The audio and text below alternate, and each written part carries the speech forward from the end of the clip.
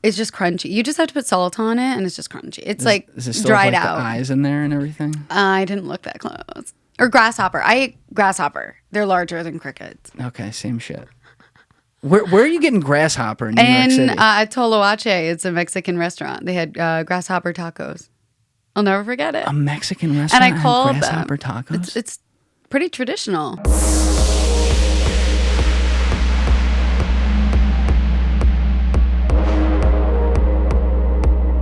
What's cooking, everybody? If you are on YouTube right now, please hit that subscribe button, hit that like button, and thank you as always for checking out the channel. To everyone who is listening on Apple or Spotify, thank you for checking out the show there. If you haven't already, hit that subscribe button on Apple, hit that follow button on Spotify, and I look forward to seeing you guys again for future episodes. Now, I am joined in the bunker today by Skyler Bouchard-Oppenheim. Skyler is the founder, CEO, and food blogging extraordinaire of the @Dining with Skyler page on Instagram, which has been around for a long time because Skyler was one of the OGs of the platform. She was on there building a community and using the page as her business before pretty much almost anyone was. And so she is very aware of internet culture and how to monetize online. She is very, very deep in the food industry at this point and has done work for Amazon and Food Network extensively, I believe, for years, and a lot of other brands too. And she's killing it. So I actually graduated high school with Skyler back in the day. Hadn't talked to her since then, but I have watched her build this page over the years. It's amazing what she's done. So I had a chance to reconnect with her over the summer, and I asked her if she would come on. And so she did. So it was great to catch up after all these years. It was awesome to hear about what she's doing. And there was a lot of good talk around food and food culture around the world. This girl knows everything about that stuff. Also a lot of good talk on like internet culture and stages of media and how things are changing there, what that whole landscape looks like, and a whole bunch of other stuff. So I think there's something in there for everyone to enjoy, and I hope you guys do. That said, you know what it is. I'm Julian Dorey, and this is TRENDIFIER. Let's go! This is one of the great questions in our culture. Where is the nuance? You're giving opinions and calling them facts. Everyone understands this, but few seem to do it. If you don't like the status quo, start asking questions. You were mentioning this extremes, right? And I know you were talking about unrealistic beauty standards, and I think that's where you shut it off. Because there are unrealistic beauty standards. But yeah, I personally, I disagree with that latter half of that video in that I think you just can't judge someone by looking at them, right? Like it's the oldest thing in the book. You can't judge a book by its cover. And you were bringing up extremes. The intentions were good. It was taken out of context, but with women's bodies. You're a man. Yeah, you can't. You don't know. People are going to hear what they want to hear too, Yeah. you know, and that works both. That's the world we live in. It works both ways. So, you know, there are people that took some positive out of that for some of the other parts in it, and that's what they heard. And then there's people who heard those parts and they're like, all right, fuck that. And I get that, you know. But I think it's just like best to always, especially if you don't identify with that gender or sex, physical sex of this. I don't, like, I can understand your intentions were good there, but I also understand all the women who responded that way. Yeah. Yeah. It's a complicated body image and relationship with your body, health. It's all so complicated. And I think we are so sensitive towards that because women we've seen ourselves portrayed wrong and misunderstood in the media for so long.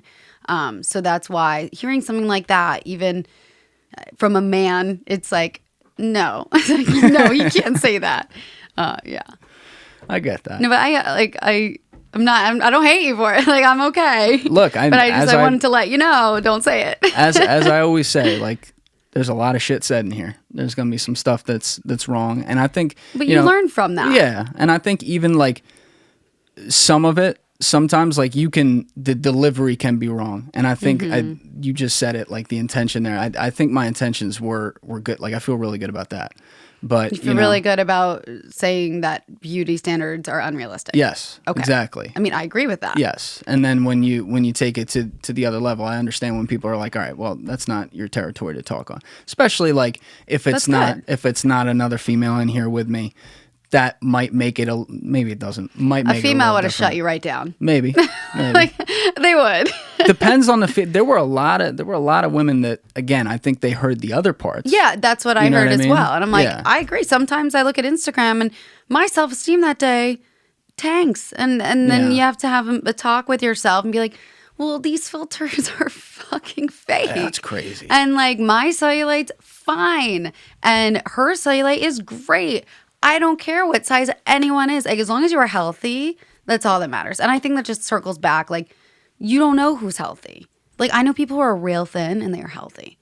Like, I do. And I know people who have bigger bones and they have a bigger structure different than I do, and they're so healthy. And that's great.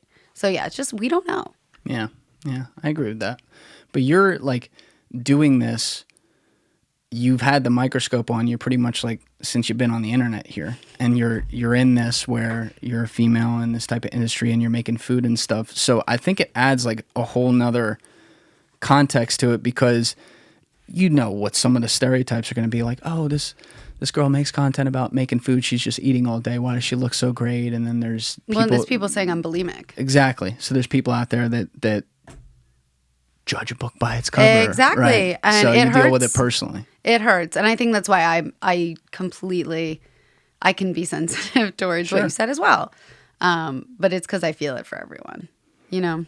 You own like what you do very well though. I'm not just talking about with that. I'm talking about with everything. Like you have obviously like you have a great personality for it, and you're very friendly, and people like get happy seeing your smile. No, really. Like that's small things like that. When people are going through a feed and they see like a big smile all the time, like it's a vibe check kind of thing, you know? Thanks. So people like that, but you've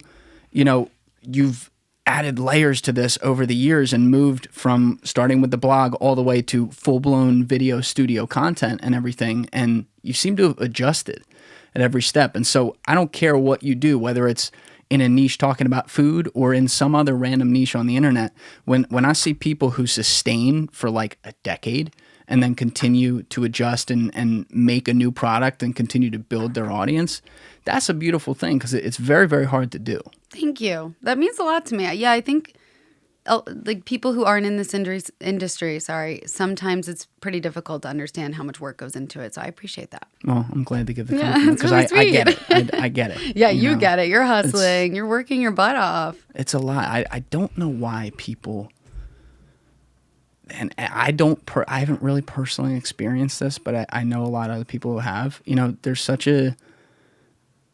is such an instantaneous like urge to rip people who create and do well with it, right? So like you've been successful at this for a while, so Trying. I don't know how much you deal with that, but I'm always curious about that with creators, because it's not like you want to sit here and be like, you know, fuck you, I'm creating or whatever, but people do that from the other end, from their own seat, and frankly, you know, they're not doing shit.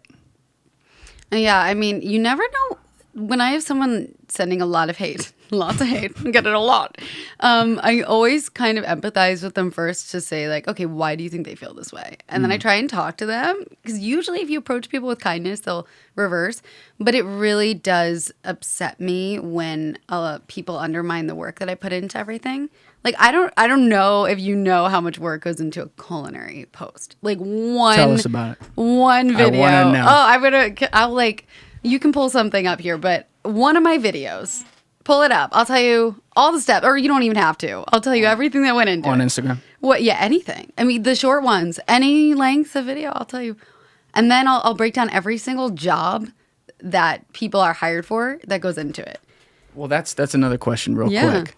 How much of what you do, because I know for a long time you were doing literally everything, but now do you at least have some people who are putting together like some of the cuts? No, I edit well, for YouTube, I did recently hire someone to edit for my YouTube. Holy shit. And help me with filming. But I cut everything for Instagram, and prior to April, I was doing it all myself for YouTube and Instagram. Yeah, this whole time. I studied broadcast journalism, so I learned how to edit and film Well, I mean, that's great, and as you should. Like, you have to know everything. Exactly, no pun intended here. But if you know how to cook the whole meal and buy the ingredients, then it's you can at least have that expectation when you bring in people, and like you also know everything that goes into it. Well, this is what's so difficult about hiring people. I've hired many people. I've had many tangents in business, and no one cares as much as you. And it's very difficult to find someone in a creative space, especially when your face is on it, who will care like you do. It's about the person, and you have to find that right person. It's very hard. So true. It's like all the littlest things that probably no one really, like even some of the ones that no one really cares about, but you're in there and you know it's there and you care about it. Yep. You need it done that way. Oh, yeah. It comes down to like 0.01 seconds in a cut for a video. I just do it myself because it's faster for me. Like I tried to hire writers, but it's faster for me instead of editing it to just do it myself. And it's difficult sometimes to figure out where to outsource as a business person. But I want to tell you everything that goes into one post. I have it right up behind you. So pull up whatever video you want. Whatever one that you like. Let's see. All right. Let's do this one right here. All right. So... and I'll have this in the corner for people to watch. And this is a very simple recipe. So this is like as simple as they come. This is a block of fried feta and everything goes into this. So first, should I pretend this is branded and tell you what goes in with like paid stuff? Yeah, let's do it. So say a brand sponsored this. I would talk to the brand. We'd negotiate. My agent does that for me with the fees. Typically, you got an agent. Oh, I have a team. I'm so blessed. Oh, man. I'm extremely grateful. This is for legit. Them. This is legit. I love them.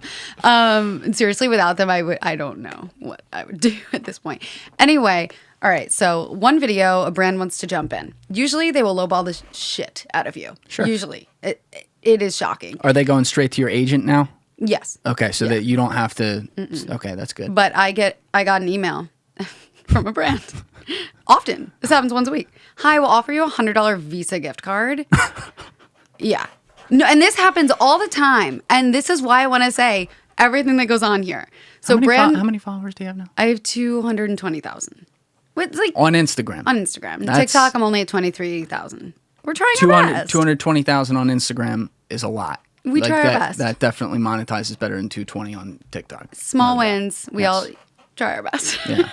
Okay, so say a brand wants to jump in. They're like, make this fried cheese for me. First off, you have to pitch 3. Usually, I pitch 3 concepts. I send it over. They pick one, or we talk about one. So this will be like, in the video, I'll make a block of fried cheese, or I'll make 5 small blocks of fried cheese, put it on a salad, add avocado, or we will make it the side dish for a seafood. And they choose. So you came up with what this literal dish needs to be in this hypothetical scenario. Because this one was different. Yeah. This was just your own. But let's say this was one of your branded ones. You were deciding everything you were going to make with it. Yeah. You were in charge of all of that. Yeah. Oh. They didn't have any ideas. You just... No. Yeah. Well, sometimes they'll give you a brief and say, this is the direction we want to go in. I prefer it, honestly, when they don't, because I'd rather just be like, here's how we're going to do well, because this is what my audience likes. But sometimes I'll have a brief and be like, we want to use it with seafood, and we want to show a 15-minute meal. And you're like, all right, here are 3 ideas for that concept. Choose your favorite. I don't know if everyone does that, but the way that I like to make my clients happy is to provide a lot of options. They'll come back with one. I'll agree. So after they agree, I will write a production list. All the shots, close-ups, stand-ups, all the art shots, right? You already have that planned. No, this is concept. Concept is like a brief explanation. Okay. Like, this will shoot a recipe. Quick question. How many angles do you have? Oh, I would say I do like artsy shots here, close-ups, and stand-ups. I was going to say, because like at just quick eyeball, and it looks like you have, I don't know if you do on this, maybe you're doing a lot of quick camera work, but it looks like you have like 10. No, I have 1 iPhone camera here. I got help with shooting this one. So like prior to having my guy Andrew, who's awesome, I didn't have him before. I would do tripod everything and have to shoot twice. So 1 shoot would be stand-ups, 1 shoot would be close-ups. I'd make the recipe twice. Yeah. And then you cut that together. Yeah. 1 for YouTube, 1 for Instagram. That's complicated. I know. Okay, wait. So, we pitch the ideas, right? Yeah. Then they approve. I send a production shot list. So all the shots you see, this is 1/1000 of all the shots we actually shot. And then they approve it, and then I shoot it. And you have to get ingredients. You have to prep the ingredients. So you need, if you have certain, like a salsa, you got to chop the onions, chop the tomatoes, make sure everything's properly diced. Get your mise en place, which means setting your ingredients in bowls, making sure everything's neat. What was that? Mise en place? Mise en place. Everything in its place. It's a culinary term. Country of origin. You know, like when you watch food TV and everything's in the bowls? Yeah. Yes. You know what I mean? Yes. And I don't watch food TV, but I know that one. Okay, that's great. So you got to prep your ingredients, and then before you film, you have to test the recipe multiple times to make sure the science behind it works. It's got to be good. Yeah, because you're writing this. Yes. Like if someone else is going to make this at home, if you made it once, it could be wrong. If you're using a different kind of flour, whatever. Test the recipe, then you approve it, then you film it. Then you get all the angles, then you edit it, and then you submit with the copy and the caption to the brand. So how many days on something like that after they agree to it? The shoot would be, that shoot would probably 4 hours because I had someone helping. And then the edit would take 2. And then for revisions, like 1 to 2. Okay, the edit, that's actually, wow, you got a humming machine. I would have thought that edit would have taken a lot longer. I'm really good at that. I was going to say, I'm holy quick. shit. I know at this point, but usually it would take a lot longer. YouTube takes way longer. And why is that? Longer format.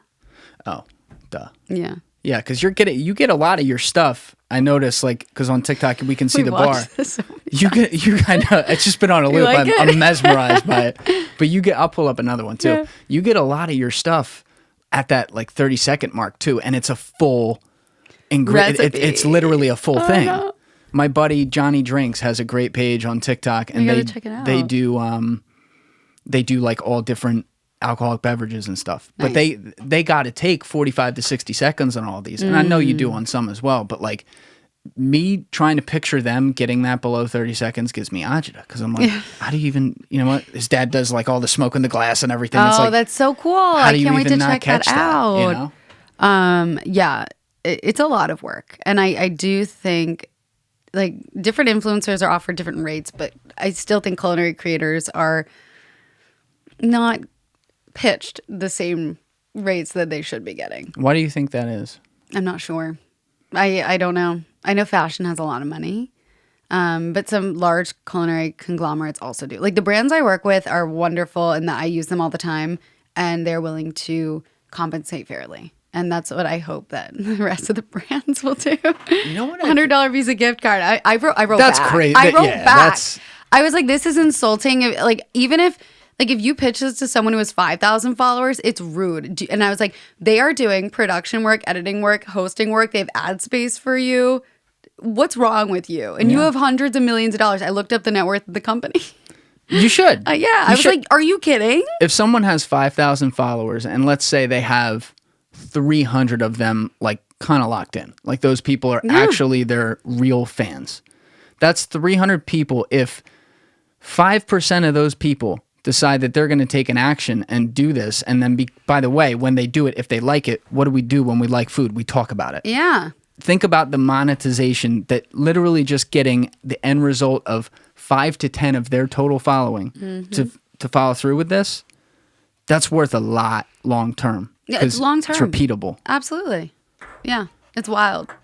I'm so excited to tell you all the work. I know. Like I'm so curious. I'm very passionate about this. You should be. Yeah. You should be, and you've been doing it a long time. Yeah. But show me one. Let's click one that has a brand in it. I love every brand I work with. They're the best. Oh my God, Ninja. Ninja Ice. Ninja ice cream. Right here? Yeah. Okay. And by the way, cool. I'm not playing the sound just because it has music in it, so we won't be able to have that. I forgot to mention a process of the video recording the voiceover as well. That's another thing. I've never had to do that. Nice. I don't do voiceovers with what I do. Yeah. So I know some people, obviously they'll have like on TikTok, they'll have the bot read it. That's simple. But then the voiceovers people do, they have to do that off the app, right? Mm-hmm. Well, it's better off the app for better sound quality for that medium. Like I do it for TikTok on TikTok. I do it for Instagram on Instagram. Do you use a mic? No. I just wing it. Like no one cares. At the end of the day, because you sound pretty good. Like it doesn't sound like a short, but it sounds like you're talking into like at least like a what's it called, the Yeti mic? I'll take it. Like something like that. That's pretty good. Yeah, I don't. All right, so walk me through this one. What went on behind this? Yeah, so this was with a brand. Yeah. So which brand was it? The Ninja ice cream Kitchen. itself? Ninja Kitchen. They are amazing. They have these incredible kitchen appliances. Oh, it was the thing you were making it with. Yeah, these are exciting. This was a long-term partnership. It's one of my favorites of the year. They told me about this launch. I'm also part of their culinary recipe team, so I write the recipes for their website for the ones that I make. So they use that for their own blog. Do you invent these things? Yeah. All of them? I test them. Yeah. All of them? Yeah. There's nothing that like you rip a little bit of like a popular one? Well, everything is inspired by something else. All right. So like I made a Carbone-inspired spicy rigatoni vodka. And they didn't create that dish either. It's a classic Italian dish. But I love to go to restaurants and become inspired by what I'm eating and try and create it at home. But I don't have, I never would like go look at a recipe and like change one ingredient. That pisses me off. Oh my God, I can't. All right, so you're taking some leaps. Because sometimes like you've made some videos, and I bring this one up because I hate mushrooms with a burning passion. Oh, we can't be friends. I have to leave now. You put the truffle videos up. I need you to leave. I need you to leave your own story. Look, if it's mushrooms or carrots, like Julian. My mom would try to feed me those when I was growing up. You know how like parents force you to eat she probably good fed food? you boiled, boring button mushrooms. My mom's a great cook, so I'll get shot if I don't say that because she might actually. And she probably fed you the most delicious seared mushrooms on the planet, and you turned them down. No, because I'm not kidding. I would projectile vomit. I'm serious. Have you tried them as an adult? Yes. Have you tried like the cool ones? Even when I get like the edge of a carrot in a salad, that's like I didn't even notice it was there until it was going down. It's like, oh my God! I wish you told me this so I could have brought you my shredded oyster mushroom tacos. You wouldn't know. You would think it was meat. That's what I'm saying. When I watch some of those videos, it's almost like an acid trip, like what you're making right there. Because it's like, that's what I'm... like so much That's stuff. why I was asking, like, if this is like stuff you're just totally inventing. Because it's like, you're not literally doing this. But to me, it's almost like, all right, we're going to try some ice cream with spaghetti and throw some basil on there. Yeah. Like, it's like, what? Then you look at, all right. Ice cream is so cool. You can do so much. You can do spaghetti with ice cream. Yeah, but you can do whatever the hell you want. That's why I love home cooking. There are no rules. If you like it, you like it. Who cares what anyone else thinks? But I'll watch some of those that have truffles in it, and I'm like, I almost don't have truffles on here. Not this one. Oh. I'm saying like some of the other ones you've put up. Mushrooms, not truffles. You call it like truffle something though. When? There were like, I think 2 of these were on TikTok. You had like a carbonara. This is like maybe a month or 2 ago. Oh, that was Christmas. I didn't, like that was a special occasion. I don't remember, but I'll look through these and I'm like, I kind of want that. And I know it has something in there I don't want, but I'd still eat it. Well, that's what's cool. I think you would love it. I think you would love my mushroom tacos. You wouldn't know. I wouldn't tell you. As long as you're not allergic. I would never endanger anyone's life for the sake of enjoying a food. I don't know. Maybe anymore, you are, so maybe we don't do that. I feel like you'd know. I feel like you'd know, but if you were vomiting, then you know. But it was like almost like a gag kind of thing. It wasn't like, oh, my face is blowing. It wasn't like that. It was just like, oh, this is gross. Like I can't. Like something about the feeling of it. You had the wrong mushroom for you. Yeah. There's a mushroom for everyone. What's the craziest food you've ever eaten? Guys, I'm trying to help you. I really am. But you got to want the help. You got to help me help you. I can take the horse to the well, but I damn well can't make him drink it. Now, Dick Cheney might disagree with that and call it enhanced interrogation, but the point remains. Every week, I tell you about my friends at 8 Sleep and how they are changing the sleep game, how they are making it feel like you slept 8 hours even if you only sleep 6, and actually feel energized in the morning in the process. And every week, I tell you to hit that link in my description and use the code TRENDIFIER at checkout to get $100 off either the 8 Sleep Pod Pro mattress or 8 Sleep Pod Pro cover. But at this point, I'm practically begging you. Now, I'm going to focus on the cover because that's what I use. It's half the price of the mattress. It does all the same things, and you don't have to get a full-blown new mattress. You can keep the one you have, keep whatever the comfort level is there, and get all the benefits here. Now, if you want an actual new mattress, get the mattress because the 8 Sleep Pod Pro mattress is awesome. But again, back to the cover. The cover uses 8 Sleep's proprietary technology to wire right into it and optimize your sleep stages around you. That means it measures things like your body temperature, your sleep stages throughout the night, your REM, and a whole bunch of other stuff that I am completely unqualified to talk about to make sure that when you wake up in the morning, that whole you're going to feel like you slept 8 hours when you really only slept 6 is going to be a very real thing. So use that link in my description along with the code TRENDIFIER, that's TRENDIFIER, at checkout, and you will get $100 off either the full-blown mattress, if that's what you want, or the Pod Pro mattress cover, which is what I use. Check it out. You won't regret it. I'm glad I could help you. I've eaten crickets. I've eaten duck tongue in China. All right, back up for a second. Yeah. We're going to get to the I studied food in Hong Kong. There was a lot of cool stuff. All right, we got to get to that. Yeah. But before that, you ate crickets? Yeah, in a taco. And I fed them to people in Washington Square Park. Come on. For a school assignment. It was so funny. I was in a journalism class and my teacher was like, everyone do like man on the street reporting. And I just didn't talk about anything serious. I just fed people crickets. Did they know they were eating crickets? Of course. Okay. All right. I was like, would you try this?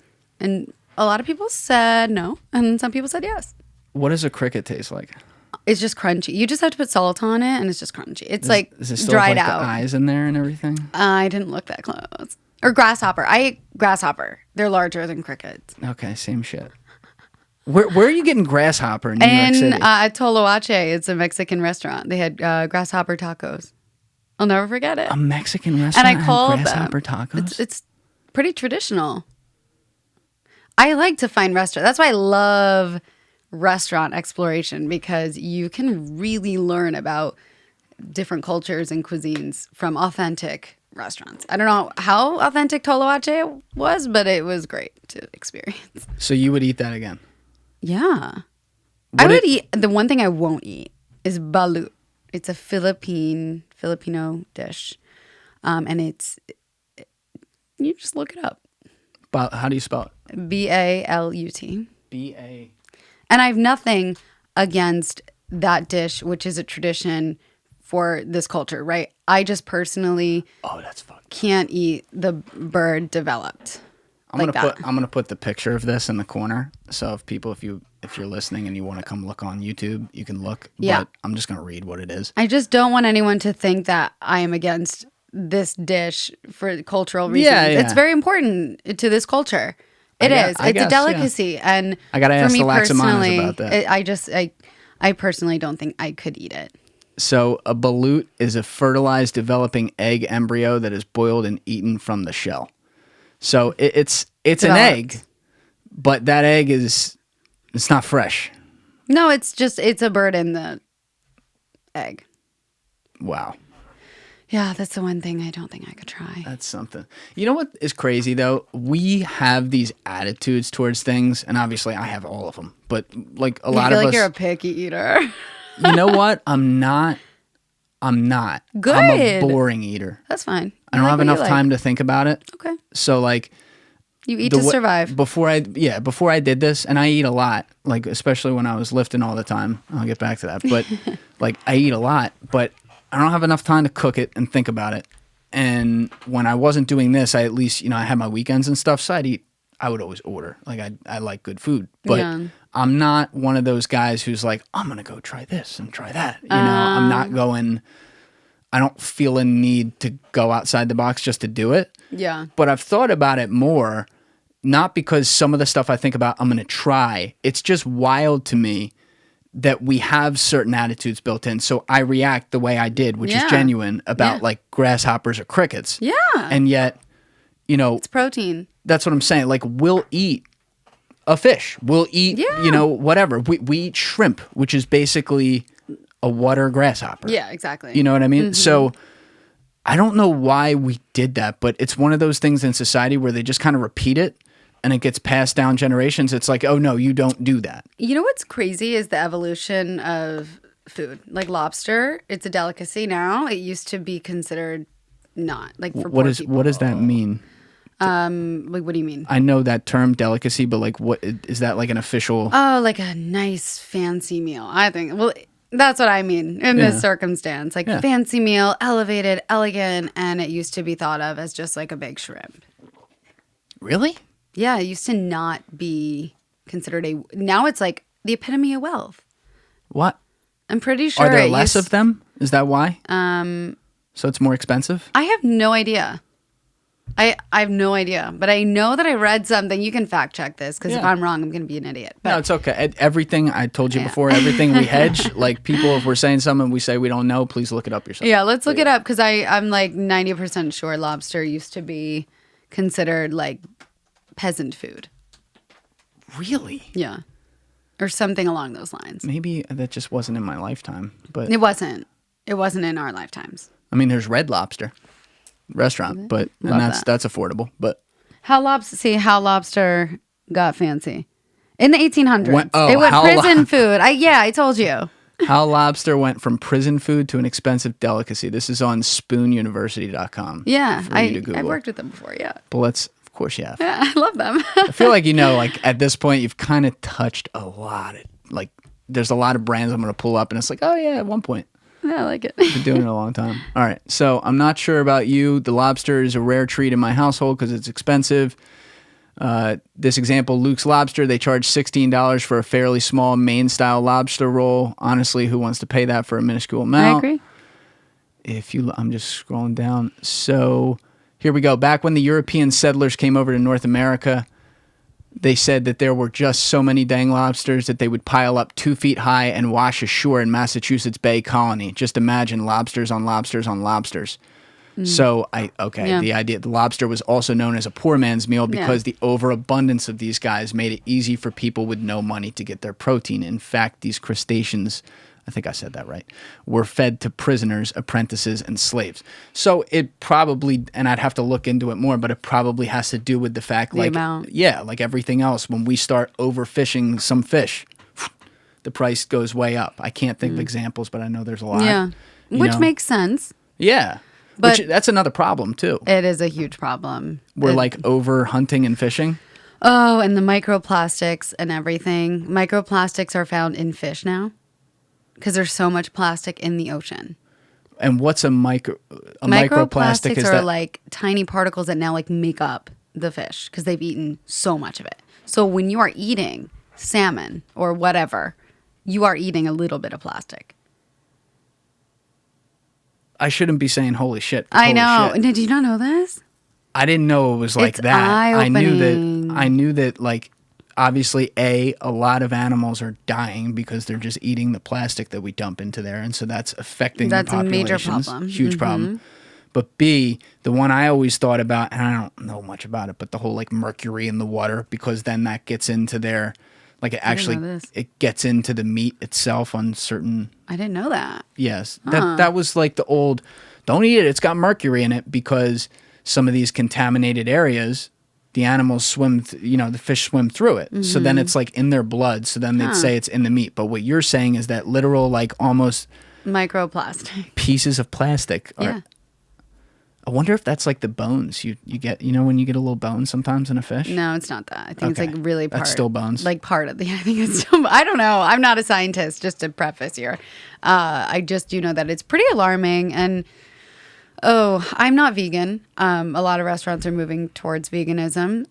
It's an interesting pivotal moment for the culinary industry due to climate change, of course. Yes. And, it's a crazy time to be a cook. Did you see the documentary on Netflix? This might have been 6 months ago, something like that. I forget which one. It was called. Maybe it was called Seafood Inc. Or I started it. It scared me, and it's important to watch these things. It's very scary. It was. I want to get the name so that people have it. But this guy, he pointed out a lot of things, but the main takeaway that I had was that no matter what countries it is and everything, and to an extent it's every country, you have an economic incentive for people to catch certain animals. And so what they do, first of all, some of it's just straight up inhumane because they're doing it to fucking dolphins and stuff that have brains bigger than we do. It's horrifying. But also it's just like they're taking away the whole population. They go to these areas where certain sharks, for example, will congregate, and then they just get all of them. It's like cheating. Where is that? The one example I can remember that I'm thinking of, I believe, was off the coast of China, and there's like a place where a certain... They still eat shark fin there, I'm pretty sure. Oh, yeah. Like when I was there, they had shark fin soup on some menus. And that was that in the documentary? Seaspiracy. That was in the documentary. They were Yeah. going, either this one or another one, they were going around to these restaurants and telling them, can you stop serving shark fin soup? I don't know if it was this one or another one, but I know it's like a big, big issue. The problem is people do, and like, you know this so well from social media, you see the biggest experiment of it all. People do things to impress other people. So when something like that costs a lot of money. What, you mean the animal? Yeah. When it costs a lot of money, or it's more rarefied, or it's more like a delicacy, something like that, people want to show that they're having it. Yeah. It's so messed up. Like, it's like similar to exotic animal hunting. It's just so fucked. Wasn't there an animal recently that's like extinct now? I don't. That they just so many of them. I don't know. It makes me so sad. I mean, look. It's difficult because That's dramatic. It's an interesting place. I love traditional culinary arts. I will eat duck. Mm-hmm. I will eat foie. It's a French duck liver pate. It's usually inhumane. What's a liver pate? Like a moose. Delicious. Okay, but here's the thing. Yeah. I am traditionally French. That is traditional in France to eat foie gras. Foie gras. I'm saying it correctly. That's my husband's going to kill me. That's not frogs. What? I always thought frogs? that when they said like foie gras. La grenouille is a frog. I don't speak French, as you And then can there's tell. escargot, snails. I knew that one. Yeah.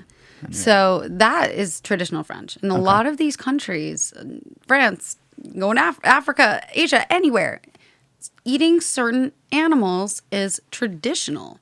It is how people grew up. It is what their neighborhood would do, the local butcher. And when it's done locally and it becomes part of your life, like, that's one thing. But here, nowadays, everything is so mass produced, and me being like, I love duck, I love this, I love traditional foods. I am even against these practices. Oh, sure. I don't want to eat. Yes. I don't want to really touch certain things that I know aren't local or sustainable. Like, it's a very interesting space to be in. And I feel like this idea of traditional foods for certain cultures are now being challenged because it's not ethical. Right. But it's also, there's so many sides to this argument. It's like, who are you to say that what someone grew up with, hundreds of years, they've been eating this, and now you're going to say it's not ethical? And then, yeah, I just think there's just a lot. I mean, I think when we try and recreate it at like certain restaurants, it's maybe not as ethical. But if someone from that country, their family's doing it, like, they should still be allowed to do that without being considered bad. And it's another thing, like, where it's a cultural thing, but like, exactly. Where's the line? I mean, look, they eat dogs. I know, and that makes me sick. And it's like, I know a dog. My buddies rescued a dog. Like wild dogs? No, there's a type. They eat a bunch of them, but there's a main type they eat, and this breed, my buddies rescued a dog that was bound for that. And this is really bad. It's all like conditions, like how you grew up, like where you grew up, like what you find is acceptable to eat. It's, you know what? We sit here and we judge it, and I do, because I'm like, how could you ever eat a dog? But to your point, it's also like, that's all they know. Exactly. They grew. They'll even look at a certain breed of animal and be like, well, we eat that one. There was a similar thing. This is a different subject matter, but like with the whole Michael Vick thing, which is enough to make you sick, like what he did back in the day with the dogs. I don't even know what? So, what is this? All right, yeah. Oh, God. I might need to help you out here, but yeah, Michael Vick, great football player. Actually played for the Eagles in his second career. He went to jail for 18 months because he financed a dogfighting ring with pit bulls. Michael Vick grew up in it, and I'm not, listen, it was fucked up. It was. And he, to his credit, he even says that to this day. But where he grew up, pit bulls were raised to fight each other to the death. Where did he grow up? He grew up in Newport News, Virginia. And it was a very common thing. And so when he looked at a pit bull or looked at a golden retriever, you know what I mean? Like, it's like, okay, dog, not dog.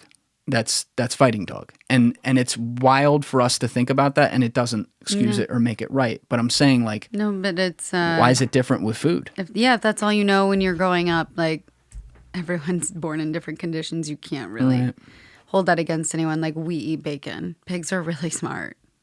Yeah, pigs are a common meat too. I know, pork, everything. And like, I still eat it. I try and source where I eat meat from differently now. I just, it's like, I'm not vegan. How do you do that? Source differently? Yeah. Honestly, I will go organic, sustainable, local if I can. If I can go to a local butcher, I can. I have a local seafood truck. Not like a truck. Like he like works with restaurants and he has stuff he offers to our neighborhood.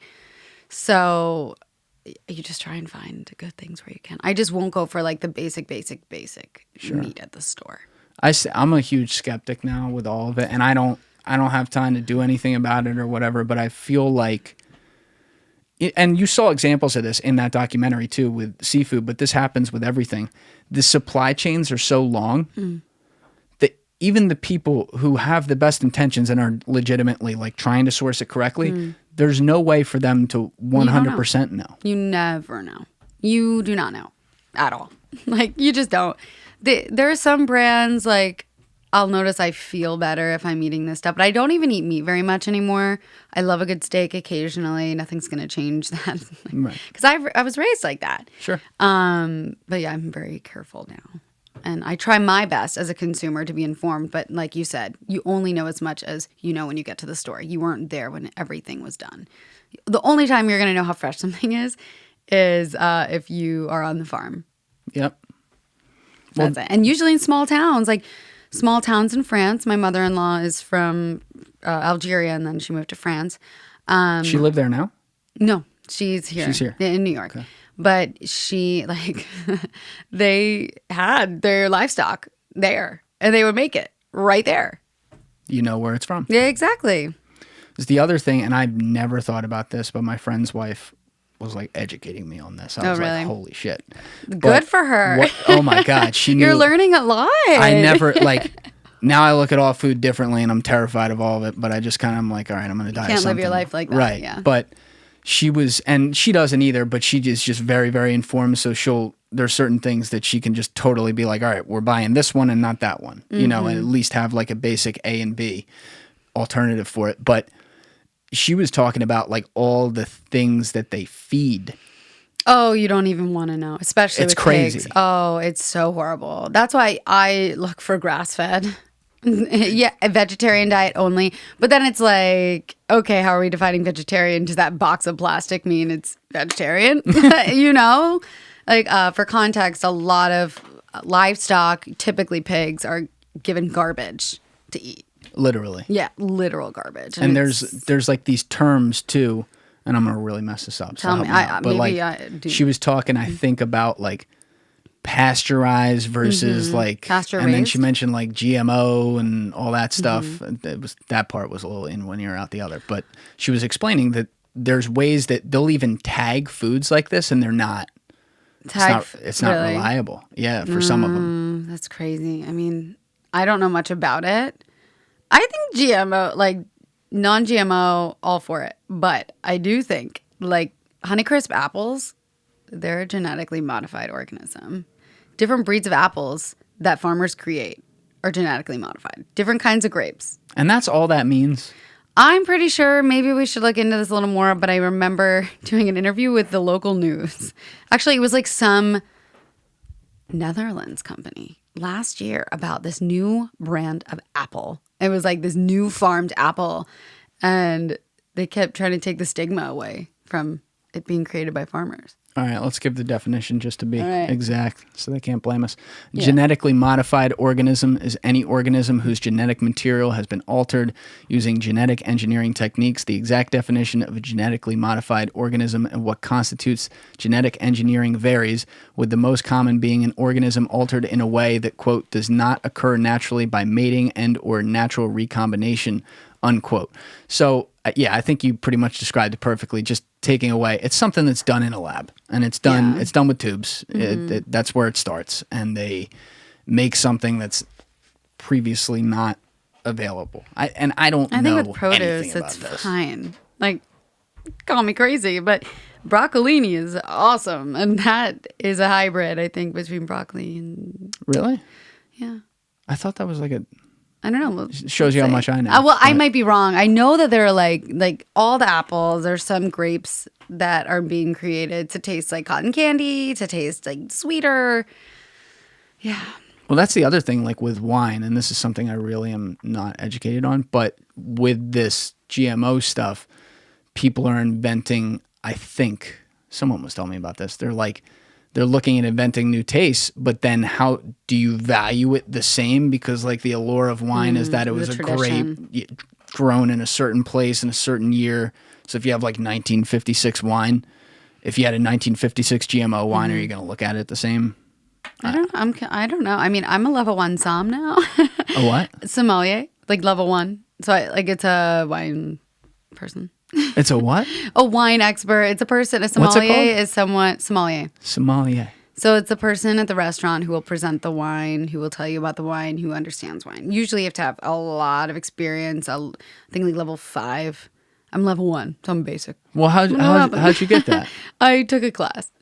I got certified, and now I'm doing level 2 and 3 in the fall. Side note, so excited. So that's awesome. But what goes into that? What's the class like, and what's the commitment, and like what do you know that we don't? There's some geography, understanding the grapes, understanding the science of taste, how majority of it really goes through smell, and then how your taste buds work, understanding the soil, the climates for these grapes. And this is basic. So in my first class, I just learned about the noble grapes, which are the original, the OG grapes. There's OG grapes? Oh, yeah, they're OG grapes. Okay. Yeah, they're OG grapes. And are they only in a certain country? Majority of wines, it's a French thing. Okay. And then Italy as well. Italy, France, and now...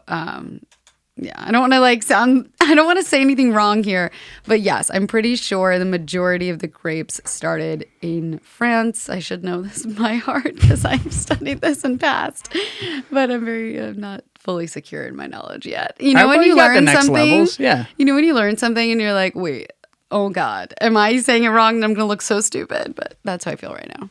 I'm so new to this industry. So what do you want to like?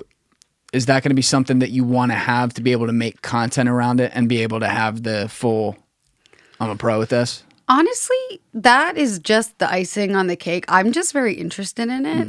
And it's nice to have a culinary hobby that I don't have to post about. Like my family's very into wine and I've always grown up around it and I've just wanted to understand it more. And it also can elevate an experience. I want to know how to pair different foods with different wines.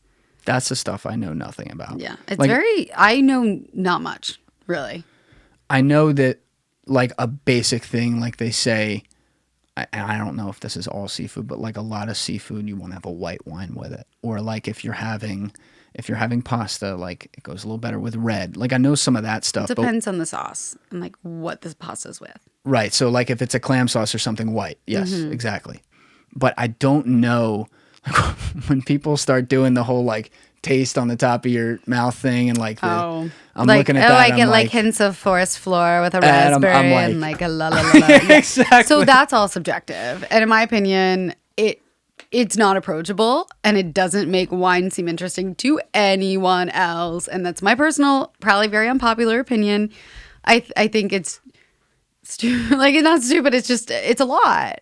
It's a little too much for the average consumer. It makes it seem so elitist and not approachable. When in fact, you could just say, this has red fruit. So like bright, cherry, raspberry, pomegranate. Like that, what does that taste like? It's lighter than a blueberry or a blackberry. What's the science behind the aging again with that? Because like it doesn't really matter with white wine. Honestly, so a lot of wine, the majority of wines don't get better with age. I don't know. Including reds. No, reds. Yeah. No, yeah. It really depends, but only I think 2 to 3% of wines get better with age. So what's the whole thing? It's more, I think, of a lifestyle. Like the really expensive wines are usually aged longer from previous time periods. Because there's 10 years less ago. of it. Yeah. Yeah, and well, I mean, they also taste great. So age will provide a lot of different things to a red wine because it'll soften the tannins. Tannins are like the dry feeling in your mouth. So it does taste better. It does, but I'm saying some wines are already produced to taste great. Like you don't need to age it for 10 years for it to taste great. You don't need to age it for 10 years to soften the tannins. And what were you saying tannins were again? The grape skins. Skins, seeds, stems, it's all crushed with the grape. With a white, you typically don't have all of that. That's why it's so smooth and clean. But now there's this natural wine thing happening where white grapes are processed with the skins and the seeds and the stems. So when you're For the looking orange wine, sorry, that's orange wine. Orange wine. What's orange wine? So the color is orange because the grape is processed with the stems, seeds, skins, and it adds that color because it's more color to the grape. Have you ever seen grapes that are kind of like yellow with a little red? Yeah, it'll change the color, the flavor, and the structure of the wine. So when I'm looking at red wine, I've seen people do like where they tilt the whatever. Yeah. And they'll have a comment where they're like, maybe they do say I can see the tannins or something. I might be mishearing that though. But they'll talk about... They shouldn't be able to see the tannins. Maybe it's not the tannins, but there's something... Yes, that's it. The sediment. You shouldn't see that. So if the sediment's in there, that means it's not settled, which means the wine is not like pure. Old wines typically have sediment. You want to place them upright before you serve them for a few hours so the sediment goes to the bottom of the bottle. And what's in the sediment? I think that is settled tannins that have gone to the bottom. I would look this up, but I'm pretty sure that is what. And like I've never. There's so many things that will like come up on this podcast where I'm like, I've never checked that on YouTube or like watched that. But when they make wine like today or even like the last 10 years, whatever it is, they're not still like in there crushing it with their feet like they have. I mean, if you go to the local places in Italy or France, maybe they are. But no, for large scale production, there's usually equipment there for sure. Because I was in Italy studying abroad. And so nice. I don't know. I'm still not at all a connoisseur or anything like that. But pretty much what I found is that you almost couldn't get bad wine there. It was all pretty good. Yeah. But we did learn early on because it also wasn't like a big affordability factor. Oh, that's what I love about Europe. Oh, yeah. If you got red wine, you wanted the DOCG label on it. Yep. Because that was the internal. DOCG? It was like the Rezione something, and it meant that, and it meant a few things, but it was basically like, it was like having like a 5-star rating on it approved by like a central wine source in the country. I don't know if that's a thing.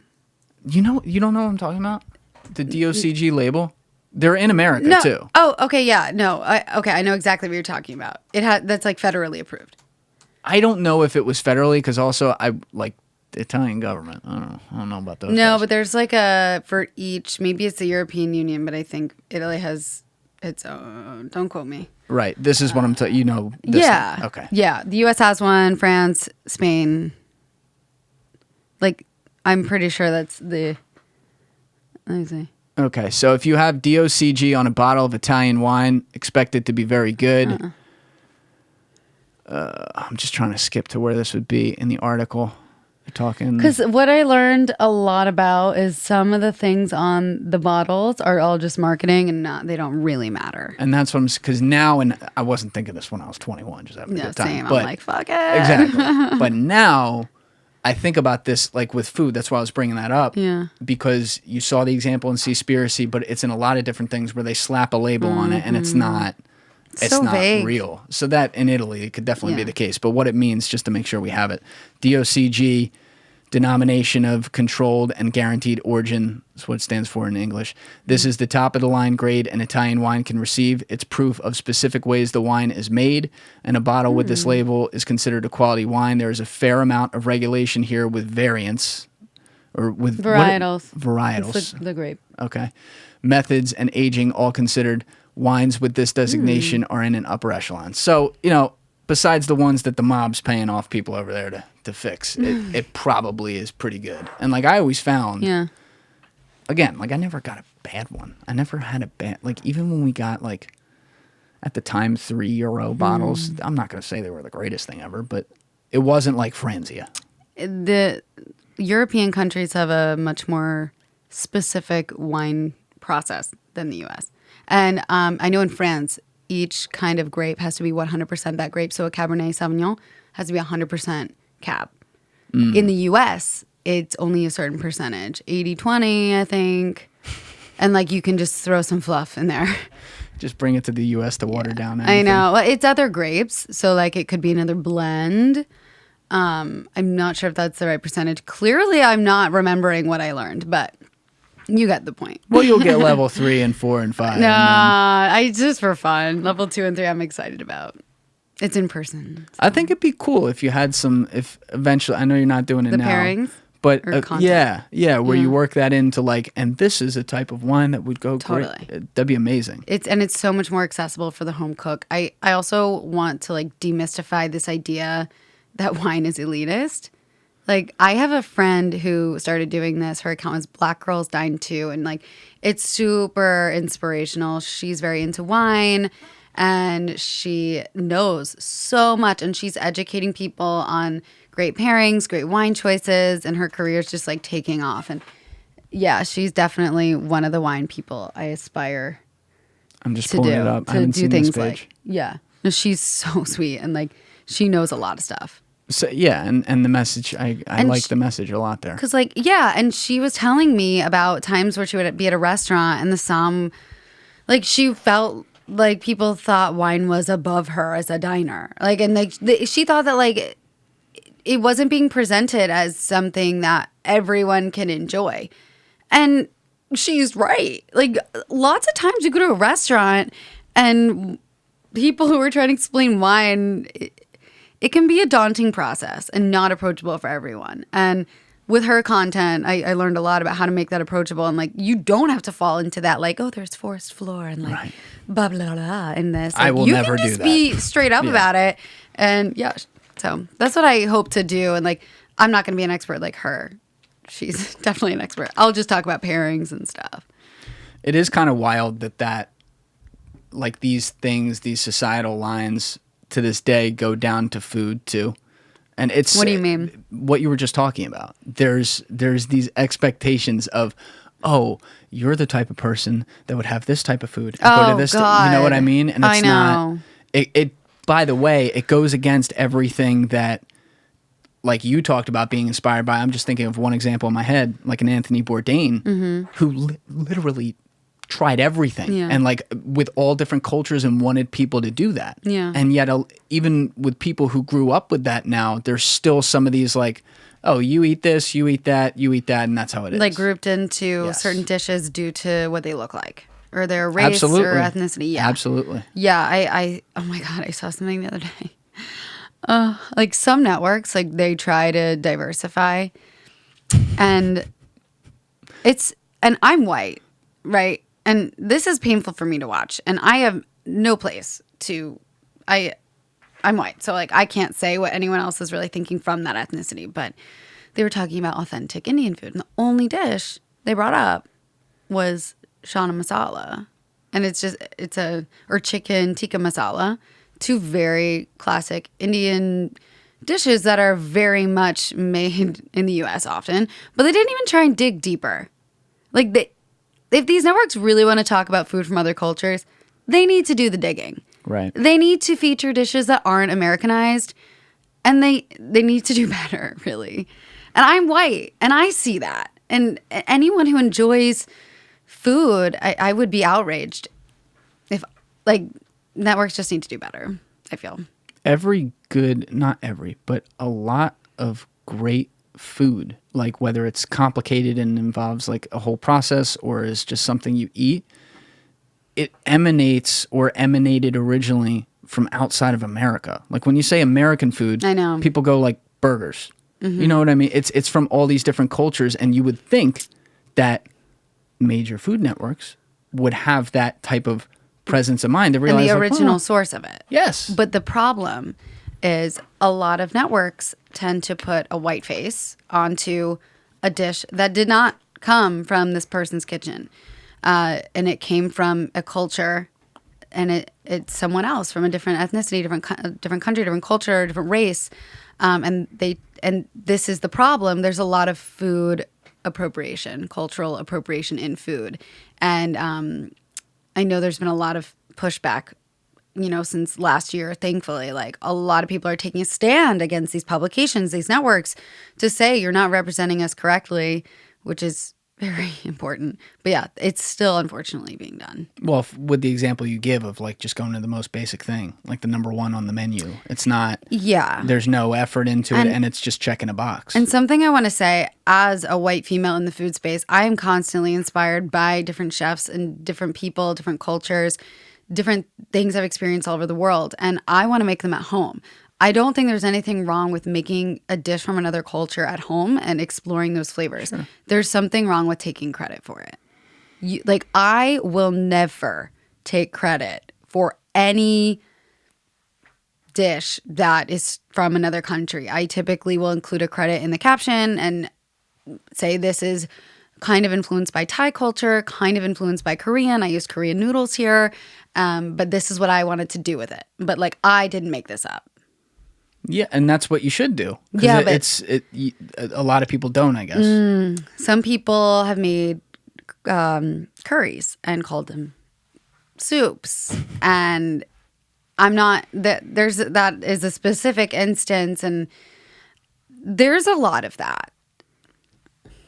Yeah, doesn't surprise me. Me neither, and that's what's so unfortunate about this. Because and you bring up that term too, like cultural appropriation.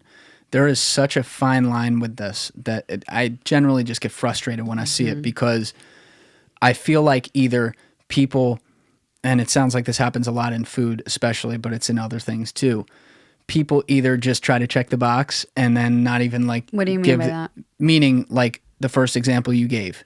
They'll just get the most basic dish to say, look, we're representing India. Oh, token. Exactly. Yeah. That's exactly what it is. And then you'll also get people who just kind of like adopt and adapt and then call it their own and things like that. And I think that that's wrong. I also think, though, that sometimes, and I can't think of examples of this in culinary because I'm not the guy to, I'm not paying attention to that nearly as close as you are. But you'll see other people do things to adopt another culture because they like it, and then they're giving credit for it too. And they're very much like, oh, I'm into this. And they get a lot of shit for it. What I'm not saying, by the way, is that someone like what Rachel Dolezal did, the lady who faked being black, that's fucked up. Wait, who did that? Oh, you didn't hear about this one? Oh my God, Rachel Dolezal. Who? What? She has a different name now. She changed it to something When was different. this? This was maybe 3-4 years ago. She was the president of the Seattle, or one of the Washington chapters of the NAACP. Is she actually white? 100% white. Faked being black.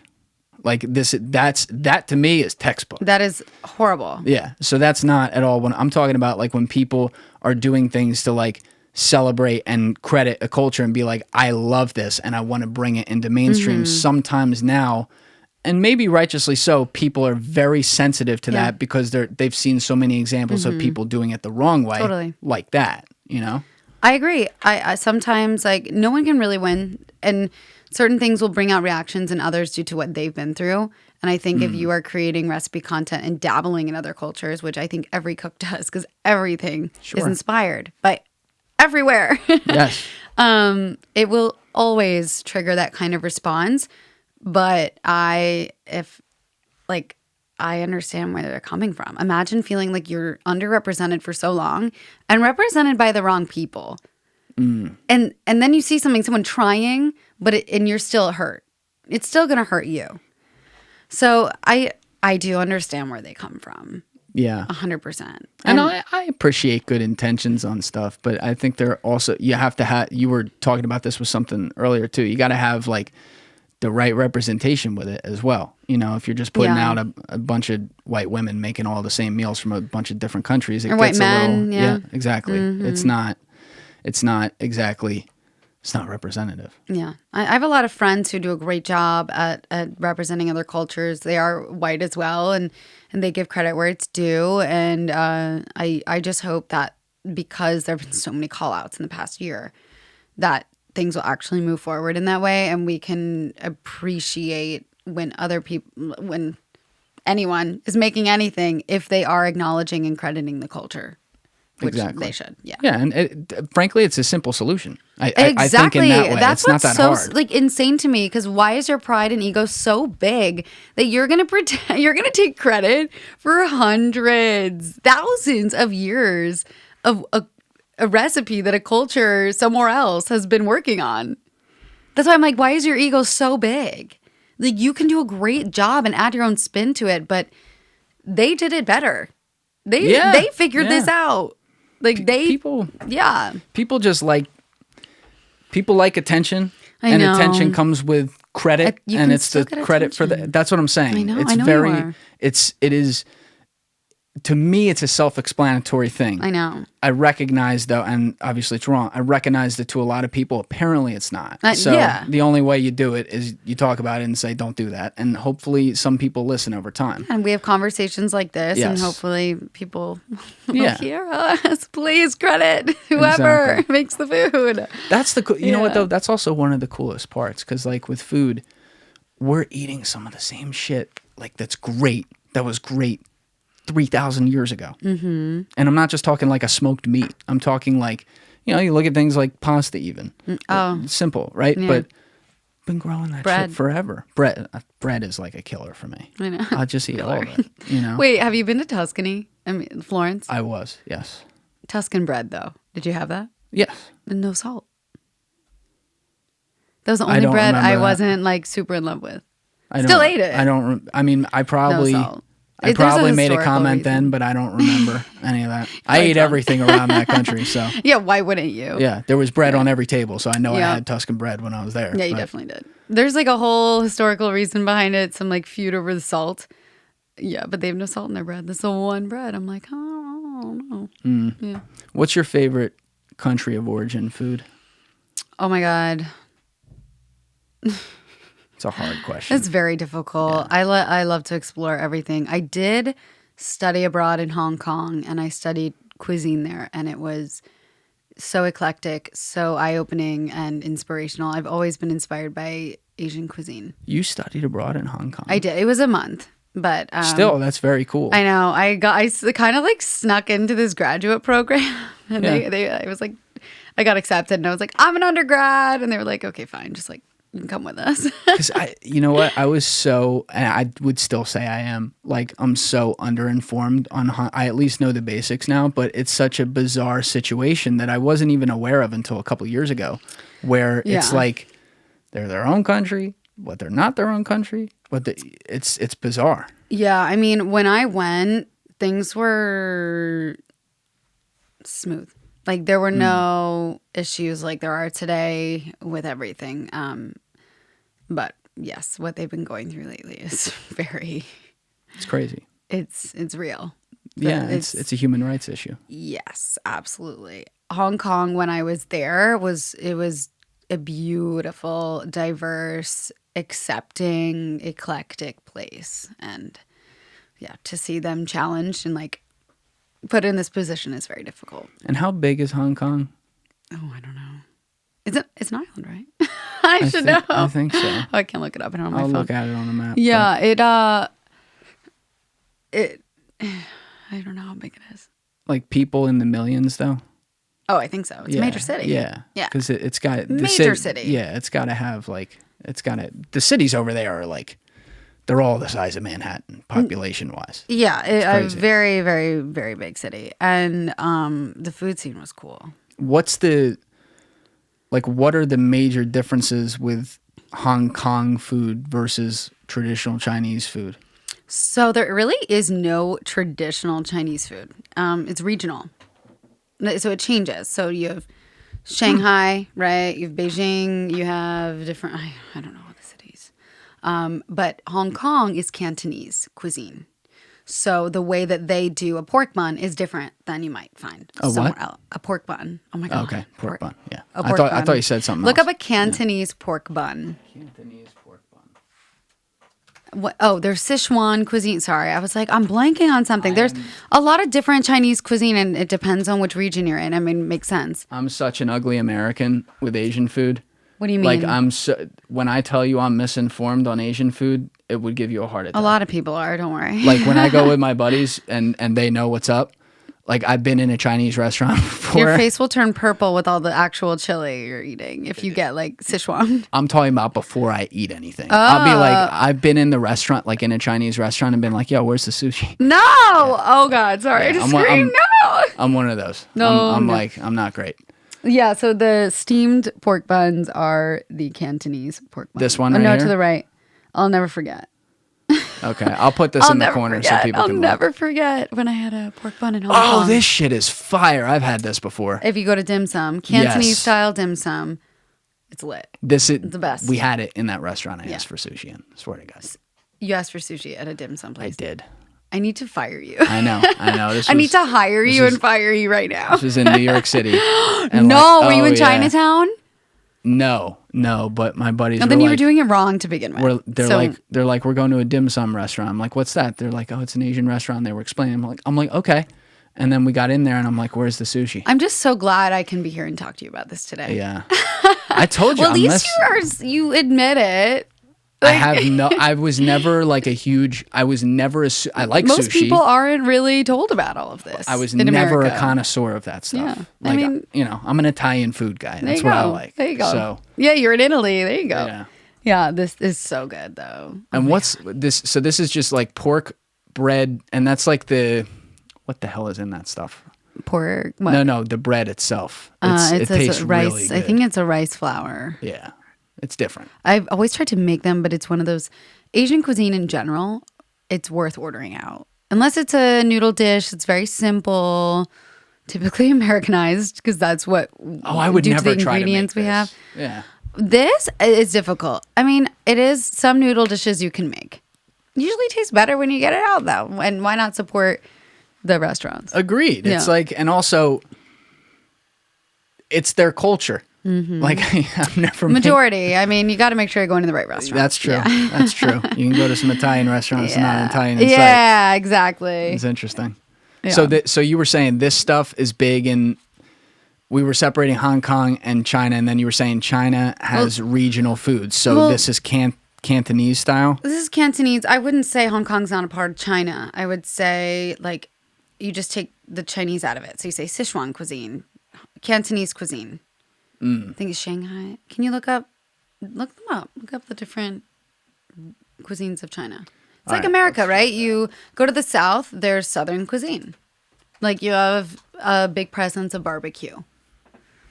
And also geography plays, Sichuan, Hunan, Cantonese. Fujian, Jiangsu. I'm going to fuck up all these. Jiangsu. I don't want to butcher anything, but if anyone looks it up, it's really interesting. Yeah, Google Chinese because you regional think Chinese cuisines. food is one thing. Yeah. But there's and you know what? It's actually... It makes sense. It totally makes... Because think about how big China is, number one. Absolutely. Huge. Yeah. And then think about like a very small country like Italy, which I am somewhat informed on as far as it. Italy has like 25 Also regions. regional. And they're different. Like there's certainly overlap, but there's like, you want dessert food? Go to Sicily. Don't go to Tuscany. I mean, it's still good in other places. Sicilian but like, cannoli? Is that what they have cannoli? Oh, with? yeah. I've never been yeah. to Sicily, but they're red sauce. And then you go to Positano, Amalfi, lemon butter. Yeah. And then Tuscany's, what is Tuscany known for? Florentine steak. Yep. Panzanella. Yep. Sorry. You're I'm very passionate. You're going to know this stuff better than me. That's why I'm asking you. No. But I remember, like, we'd go to places and they'd be like, oh, this is what you have here. It's like, all right, well, let's try that. Yeah, when I went to Italy in 2019, I wish I did a little more research about Tuscan food because I just ordered pasta everywhere. And that's when I learned, like, I did it wrong. I have to go back now. But I didn't have a Florentine steak, which was a big, stupid move on my part. Well, you'll go back. Yeah, I just hope everyone's okay in Italy right now. What's going on in Italy? Well, just everyone with COVID, honestly. Oh, yeah. I just pray for everyone. It was bad. So, you know, some of the people I'm still friends with over there, like when it hit, they got hit like harder than we did. Yeah. It was nuts. Like yeah, how they were that like went. after China, really soon after. I think they were the first major breakout. They were about 11 days ahead of us in surge, something like that. And it was so sad because you see all these they're known for their cuisine and tourism culture. And it's just. I definitely cried for them because there was this concert. No one was there in the middle of Milan or Rome. Andrea Bocelli was there. He's the very prominent. Yeah. Yeah. And he just had this concert and no one was there and it was just him. That's so sad. And I watched it with my dad. And I'm crying. I cry all the time now. I don't know what it is. And you were still, by the way, this is a good way to talk about this too, because it just came up. But first of all, I was shocked when you moved out of New York City. Oh, yeah. I was like, what? Oh, that was recent. Yeah, that was a recent development. Right. And so obviously you've for years now changed from just where you were starting like in college and right afterwards NYC dining and then you went to full dining. Very smart move, by the way. Thank you. It was a long process. I'm sure. Because like, you know, and we could talk about that, I'm sure. Because like there's the New York City food scene is so complex. I think it's the best in America. And you had an audience built through taking them through every angle of that city and all these different places. And you were like the go-to. And now suddenly it's like, hey, I'm still your go-to on food, but I can do it anywhere. That's a big change. It was. Rebranding was a very well thought out process for me. I didn't take it lightly. So I did the restaurants, for 5 years. 5 years. And I knew I'm not going to stay in New York forever. I just knew it. So you were thinking about getting out. Oh, yeah. I love New York. I absorb all the energy around me, and I tend to get very exhausted by constant everything happening. And I knew one day I wanted to leave. I am a city person, but New York is like the tippity top of the energy, the hustle mentality, the never stop, go, go, go, never sleep vibe. And I knew for myself personally, I wanted to leave at some point, but not for a while. I wanted to stay for at least, I thought, like 10 years. So in 2017, I was like, I need to change my name to make it all encompassing because one day I'm going to get married and have kids and I love cooking and like that's where I do want to end up. So I changed my name and I kept the same content and I dabbled some cooking in there and I kind of put myself through self-taught culinary school through my experiences at restaurants and by cooking at home. And then pandemic hit and really forced me to go full throttle into that. So it was like my silver lining in that time of doom was taking a chance on myself. I lost like tens of thousands of followers, but I gained even more when I finally started doing what I knew it was time for me to do. Wait, you lost followers moving? Oh, yeah. When I changed my name, I lost like 3,000. Not much. If you think about like large scale numbers, I had like 150 at the time. It's a punch in the gut, but it's like, if you don't want to be here, fine. I'm not going to force you to stay. And then when I started not doing restaurants anymore, I lost a lot. And then when I mentioned I'm leaving New York, I did lose a lot as well. But it just had to happen. All right, before we get into the New York thing, quick sidebar on the first part. Yeah. Maybe I'm remembering this incorrectly, so correct me if I'm wrong. Tell me. But you were working in, like, obviously at the very beginning when you were launching in college, it was pretty much restaurants and getting the scene. But then, if I remember correctly, like 2015, 2016, 2017, the first one I remember was like the Ballsy Bites thing you did. Like you started working in all of your own stuff as well. So there was already a big piece of it, in my opinion, from what I could see, where yes, you're doing restaurants, but you're doing this other stuff too. And you didn't lose followers doing that. No, I didn't, because I was giving, and this was part of the rebrand, which would take years, is you have to stick to your original angle and work your new angle into it. And if people like it, great. They will stay when it changes, if it changes. And I was also figuring it out for myself. We need to talk about Ballsy Bites and like my other stuff later, because that was a whole business I was doing on the weekends and night shifts. It was crazy. That was separate. Oh, yeah. But you're not doing that. All right, no, not anymore. We'll get to it. Let's stay with this. So you left. Yeah. When did you move from New York to Philly? Like early this year? We moved in October. Okay, so it's almost been a year. Almost a year. We bought our first house, and congrats. Thank you, my husband and I. It's a great spot, by the way. Well, thank you. It's a great, that's a beautiful location. Oh yeah, right he there. stopped by for a sec. Thank you. We're really happy. It was just time. My husband was kind of the reason we were staying for so long, because his job was fully New York. And what industry is he in? He's in real estate. So totally different from what you do. Oh, totally different. Okay. If he worked in food, we'd kill each other, I feel. So he finally got the green light to work remote. And we had signed a 2.5-year lease a couple months before. We moved in January. Yeah. So we all stayed almost a year. We found new tenants. It was an ugly lease break. But, yep, we left and we moved. Oh, wait. Did I miss this? So you moved from New York to Philly in October, signed a lease in Philly, you're saying? No. We signed a lease in Long Island City. We just moved from the Upper East Side to Queens in January. We signed a 2.5-year lease because we thought January we were staying 2020. for... Yeah, okay. Sorry. Yeah. We thought we were staying for a long time. And that, like, maybe after that lease was up, we would move. But then the pandemic hit. Right. And we wanted to leave. And breaking a lease in New York during the pandemic was bad. Real estate in general is scary right now. Well, yeah. I mean, your husband saw that up close, I'm sure. Because it was just... landlords get pretty vicious. And in a way... And not that I'm ever on the side of landlords, because they are brutal most of the time. Sorry.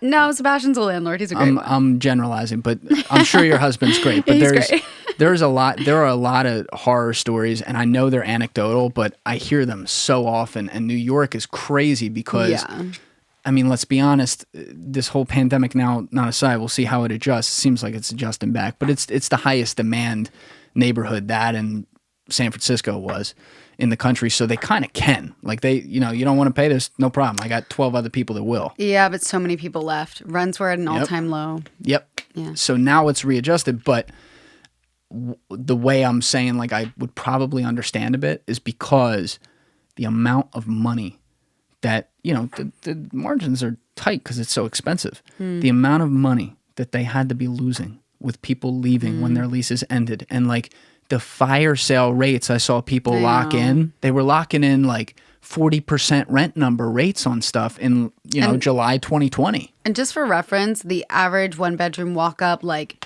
kitchenette, not a real kitchen, really no frills thing is $3,000 a month. Oh, yeah. That's average for base, like not great.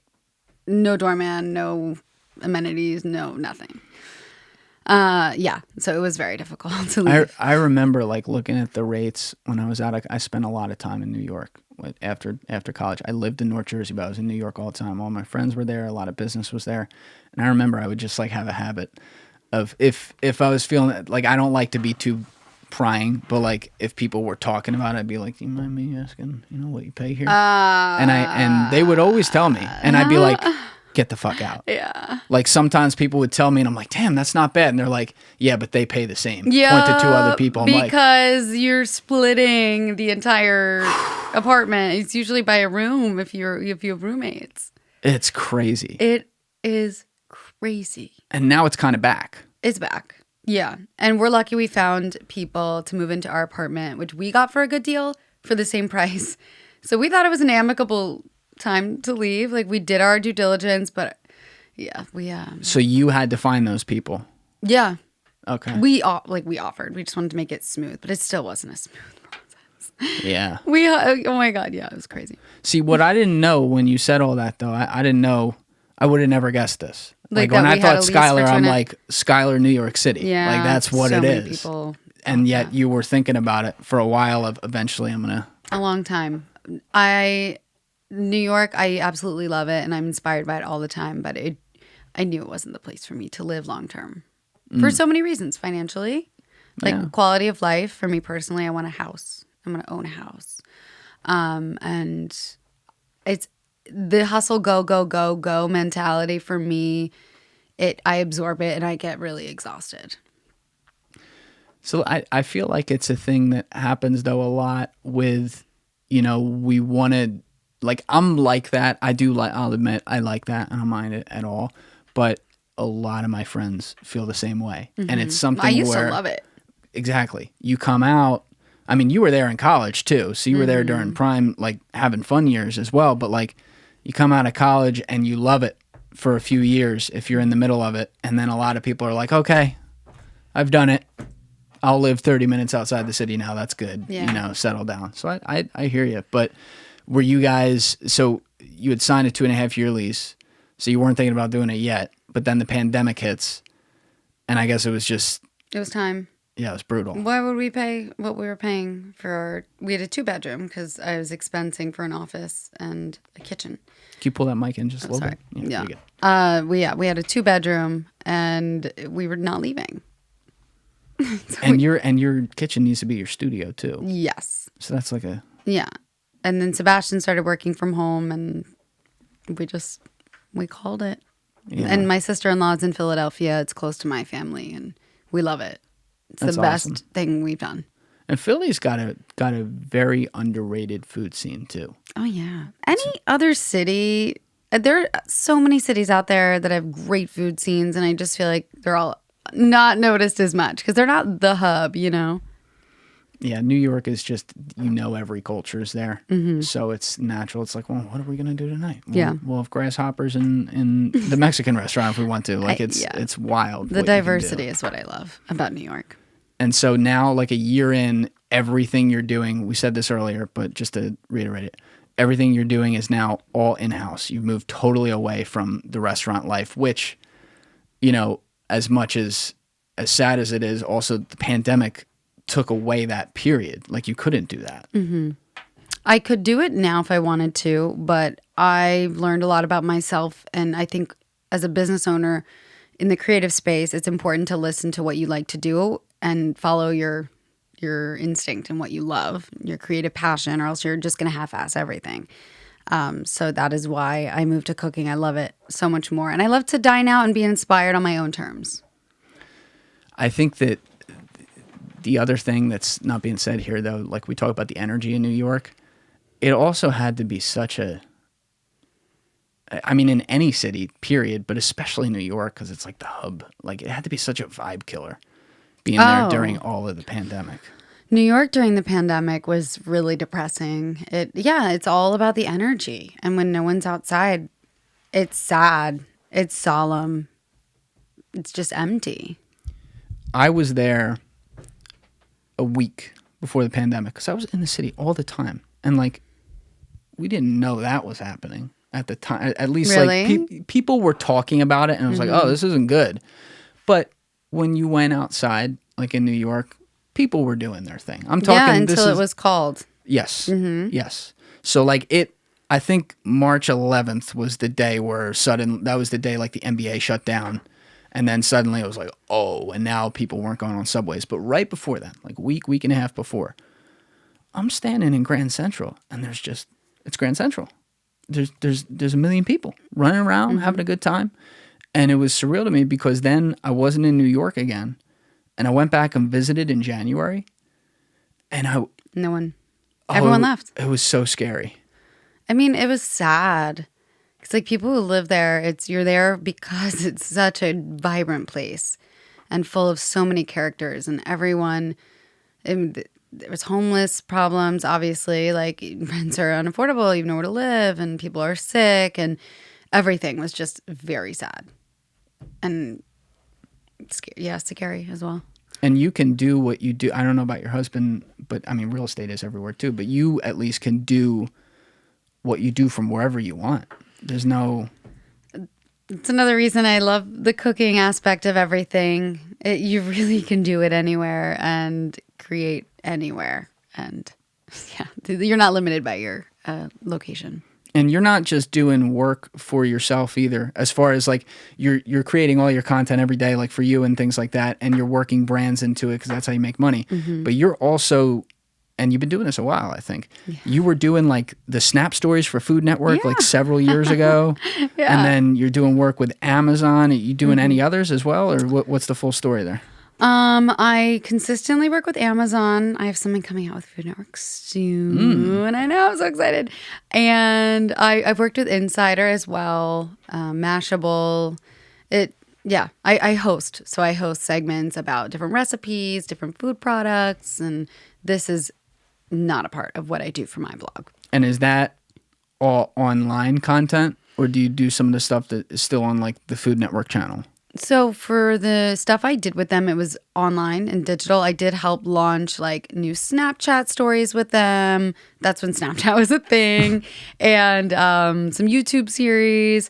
And now it's for streaming. I think the recipes that I have coming out will be on streaming. So you don't see Snapchat as a thing anymore? I don't. Oh God, that's horrible. I don't use it. And I'm so sorry about that. To Snapchat. Listen, I'm apologizing to them because that's not nice of me to say. Everyone got off it, but the user base... My cousins still use it. That's what I'm saying. The user base of 16 to 21-year-olds is insane. Well, good for that. Like, I feel like you could do something there again. With Snap again? Yes. Yeah, I mean, when you work in this business, you have to pick your top 5. Now it's a 5. Like, you have YouTube, you have TikTok, Instagram, and a website. It's top 4 for me. I would say top 3, but with everything out there, pick whatever is feasible. And Snapchat for me is just I can do the same on Instagram stories and make my life easier. True. Yeah. Do you get a lot of traffic like to your website? I do. That's awesome. Yeah, it's nice. It's because if anyone wants a recipe, I write the post and I include a recipe for them to print or just look at. So they have to hit the link in bio to go get it. Yeah. And they're That's lucky awesome. I'm writing. Well, I think, sometimes it's a little frustrating if someone wants me to write the recipe somewhere. Like on TikTok sometimes. I'll be like, get the recipe on my website. And everyone's like, I just want it here. And I'm like, I can't. It's a recipe. This is like a long drawn out recipe that I'm giving to you for free. So go to my bio. There's too much detail in those. In recipes? For a lot of the things you make. It's very exact, and there's a lot of things that go into it. So writing, especially like even writing that out on the text, it would just be too messy. Yeah, and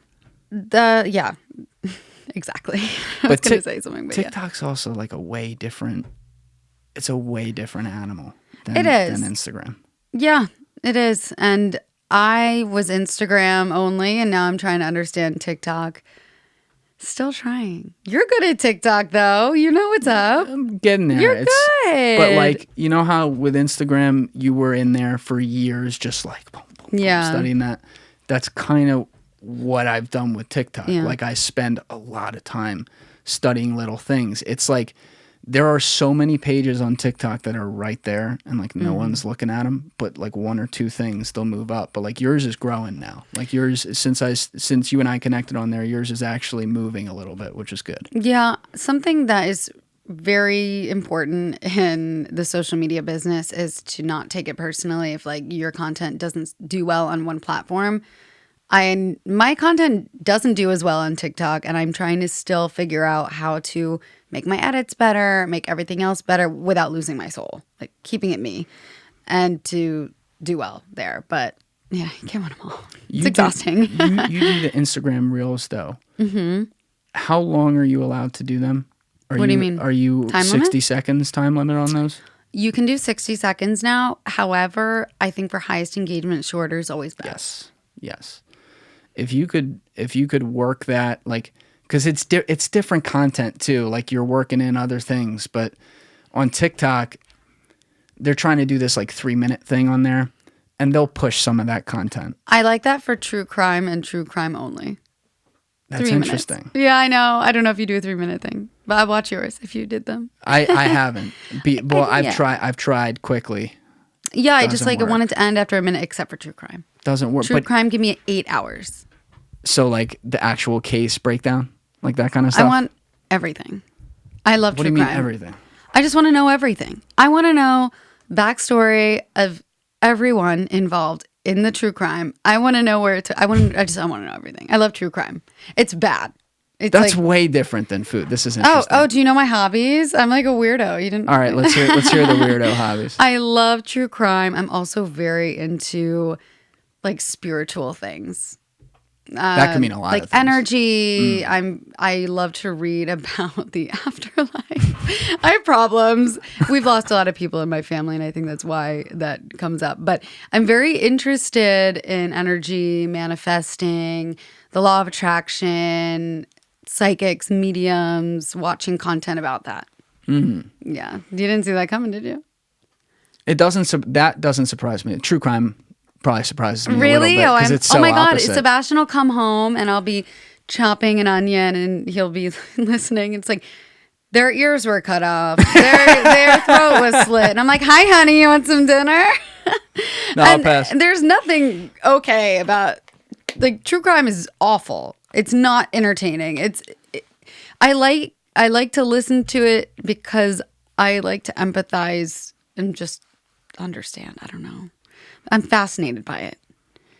There's a little bit of a tie there between your two hobbies you just mentioned. Though. Like a little bit. Clearly, I'm an emotional weirdo. No. Like I think personally, I love true crime too. Mm-hmm. I don't have time to listen to podcasts these days, so I've never been like the true crime podcast guy. Yeah. But I was early on. I was like the true crime YouTube guy. Like when that was I need to get into that. That's my next. When I'm done all the episodes of Crime Junkie, I gotta.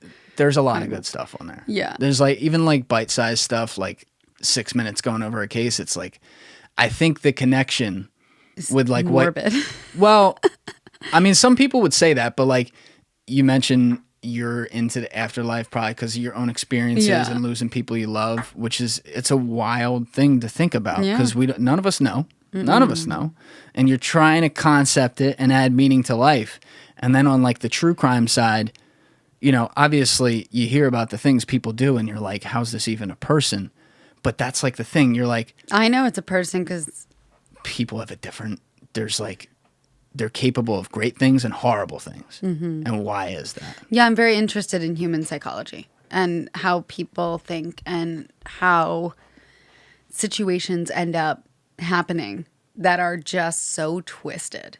And I love to understand the story. I don't love it. I find it interesting. What's like some good true crime content that's like your go-to? I love to listen to Crime Junkie. It's a podcast. I've heard of it. And then I love the TikTok true crime. I don't even know what channel. It just pops up. Because my husband's TikTok is like dogs. Mine is like so depressing. It's like, it's sad. It's like about someone whose relative died and like they sensed them in hospice, like on the deathbed. Oh boy. It's sad. And then another one's like, this murder happened. And my husband's like, can we just watch on my phone? I'm like, yeah. It is amazing how much, like, you look at the data, the true crime interest is sky high in everything. I wonder why. I think it's some of the same thing. I think you're not a weirdo. I'm not alone. No, I think everyone is interested, especially now. It's the psychology behind it for sure. Yes. Yeah, that has to be it. It's a meta thing though too. Like because we're so digitized now that it's almost like the farther apart we grow as human beings in a way, the more interested we are in the extremes of what a human being can be. You think so? I mean, I've just been interested in this literally since I was a kid. My mom didn't monitor like what I watched on TV. I'd watch Unsolved Mysteries when I was 8 and hide in the closet. I believe it. I'd be terrified. So I'm wondering, I guess I don't know why everyone else is into it either. I mean, some people may have the same kind of backstory with that, but also there's a lot of weird. Yeah, it is. Like, I like that you're into psychology because there's a lot of like weird quote unquote things that a lot of us do now as far as like interests, things we like to look into that 20 years ago, you'd say that to somebody and they'd look at you like you had 10 heads. Like, well, what? You're doing what? Because it was just this different world. Like we were almost... Like what? We were like blissfully ignorant before the internet. I agree. It's because all of the networks had certain people controlling everything we absorbed. And now we have the freedom to speak for ourselves. It's such a gift and a curse, though. I agree. I 100% agree. I think it's more of a gift than a curse. I'll agree with that. Yeah. Yes. If the internet didn't exist when I was growing up, I would have felt very trapped. And I would have felt like I will never be able to make my own dreams come true. I won't, because my family's not going to pick up, move to New York or LA because I want to take a chance. And like, I wanted to be a TV host at the time. Like, that's what you wanted to do growing up? I always knew, and I actually used to joke about it in high school. Like, I just want to eat on TV. Like, I used to say that. I don't know if anyone listened, but I said it. I remember saying it. And now you're doing it. And now I'm doing it. Yeah. But I would have felt isolated and alone and just so trapped and stuck in one place and in the corporate ladder if the internet wasn't here. I feel that's so heavy. You have no idea. I know, because look at you. I was in it. I mean, yeah. And it's not the, I'm sure sometimes it is, but it's not the people. It's the idea. It's the whole, this is what you do, and then this is what you do next, and that's what it is. And guess what? For us, it is isolating because we have these passions we wanted to pursue. But on the other side, it's comforting, and it's what people love to do, and that's great. That's okay. But I love having the option for people like us who are creatively inclined to say, let's try to give ourselves that moment to advance our careers in a way that we never thought was possible. You know what, though? I'm glad you put it that way, because I have a very, what's the term I want to use here? I really looked up to what you were doing, and I didn't realize why I was looking up to it. Thanks. Because you were doing it literally in college, and then doing it, went right into it as your job, self-sustaining, building something, supporting yourself, getting clear progress, growing, doing all these things. And I remember, because I was so not self-aware of so many things about my own self and my interests. No one is in the early 20s. Probably. Yeah. I don't know. I'll speak for myself. I wasn't. But I kind of thought I was. So in my head, and I never put two and two together, I'm like, oh, damn, she's doing something really cool. That's awesome. And she's going to be famous from our high school. We got one. Great. Oh, that's nice. But thanks. I never put it wait, what am I doing? Do I? And it's not like I wanted to go out and talk about food, but as far as doing things that are interesting where you got to be creatively inclined and you have to build it yourself. And so you see an example of that. And then eventually, I'm facing the corporate decision of oh, do I go to the next level? And now I've exposed myself to some stuff, and now suddenly it clicks, and I'm like, God damn, I'm envious of the people who figured this out early. Because even if you didn't, I'm sure there was a lot of unknown for you. I'll let you explain that. Yeah. But you were on the right zip code. You know what I mean? You got yourself to the zip code. A lot of us are in the wrong country. I was in the wrong country. You know what's so crazy though? When I saw you pop up on my TikTok. I didn't know you had a podcast until I saw you pop up. That was hilarious. I wasn't the least bit surprised. If you asked me what I thought you'd be doing in high school, I thought you would do something like sportscaster, radio. You always had that kind of persona and energy. To me. Thank you. Yeah. No, I wasn't the least bit surprised. I did want to be a sportscaster when I was growing up. Did you tell me that? Or No, did I just definitely not. Definitely not. We Definitely weren't friends not. in high school. No, it wasn't. That wasn't. I don't even think I told my friends that. No way. Yeah. Oh, am I so good? Yeah. No. I think Barksdale and Avos and those guys, Nico, they kind of assumed that because I was so into sports. But it wasn't like I ever said out loud, "I'm going to be on ESPN." No, but I thought you would be. I had kind of thought oh, that's what I'll do. Now, because the world changed, I would never want to do that medium of it. I would never, and I mean, maybe you can relate too. Absolutely. There's so much freedom you have to be able to just create on the internet. There's downsides with it. You got to do more yourself or you got to build it, but you can just kind of go with it. And it's not for example, here, it's not, all right, Skyler, we're going to talk for 10 minutes about this and then we're going to cut to commercials. So make sure you're good 5 minutes in. It's a different beast when you do that. Yeah, because you don't have, hopefully you don't have like all the lawsuits waiting if your network says the wrong thing and it upsets this partner and this partner and this partner. Yeah. Have it like I worked at several. I don't know if you knew this. When I was in college, I worked at a lot of TV networks, and I got to learn a lot about that. There's so many moving parts. Oh yeah. Oh yeah, and you learn a lot. So where'd you work? I worked at CBS This Morning, New York One News. I also worked at Hearst Magazines. All the lifestyle magazines. Like William Randolph Hearst brand? Yeah. Okay. Yeah. Where else did I work? Oh, Entertainment Tonight, CNN. Oh shit! Wow. Yeah, CNN, and then a magazine. I worked somewhere else too. And this is all in college? All in college. I worked like every semester, and what's wild, all of the internships except for one were unpaid, and the one that was paid was $8 an hour. I believe that. I know. Yeah. And nowadays, like, I used to think, oh, like interning for credit, like that's why I could graduate early. But nowadays, I would never hire someone unpaid. The landscape has changed substantially. You also get what you pay for and things. I know. When people are not motivated to be doing something because they're literally getting nothing for their time, even if they're getting like a credit, it's not the same. See, this is what's so crazy though, because when I was growing up, I believed it was an honor to be at these companies for nothing. And I need to prove myself. I am worth nothing. And I need to show them I am worth something. Because I don't know anyone. I don't know anyone on the team. I have no easy way in. Like, I will work for zero just to be seen. I have to hustle. And nowadays, the dialogue has totally changed. And it's great that students are understanding they are worth something. And when I don't know about you, but when I was in college, if you're in the creative field, you're told like, yeah. I wasn't in any of that. Yeah. So I don't know anything, you know. Yeah, you're told you're lucky to even be standing there and getting someone coffee. And that is drilled into your head. Like, you're kind of worthless until you make it at the network. And usually people who make it, I mean, I don't know, can't speak. But a lot of people I knew that were getting internships at places that were very coveted would know someone on the other side of things. It is a world of who you know. I mean, yeah, and I didn't know anyone from Delaware. Who do I know?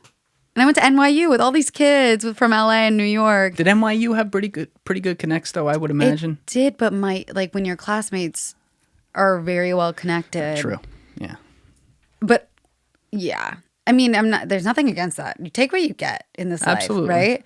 I'm lucky I even got to go to college, and that is a privilege. But yeah, in my position, I was just like, I don't know anyone. I'm never going to make it. That's why the internet was such a blessing to me. It's crazy, though, that wasn't that long ago. But I know. goddamn, was it different. I know. Like your experience, what you would understand today, and I've never been inside there, so I can't say for sure, but I'd be willing to bet my bank account, whatever's in it, that if you went in there today, your experience would be monumentally different for probably a lot of the wrong reasons than it was in like 2012, 2013. I mean, I hope it's for the right reasons. I hope these networks are diversifying. And if I wasn't getting an internship because they were bringing in people who from different backgrounds who needed this opportunity more than me, I would be so great with that. But it wasn't the case when I was there. And I'm really hoping it's the case now. I have a feeling things are moving forward. I do feel like people are being paid now. The interns are. Mm-hmm. Yeah, From so what even I at that level.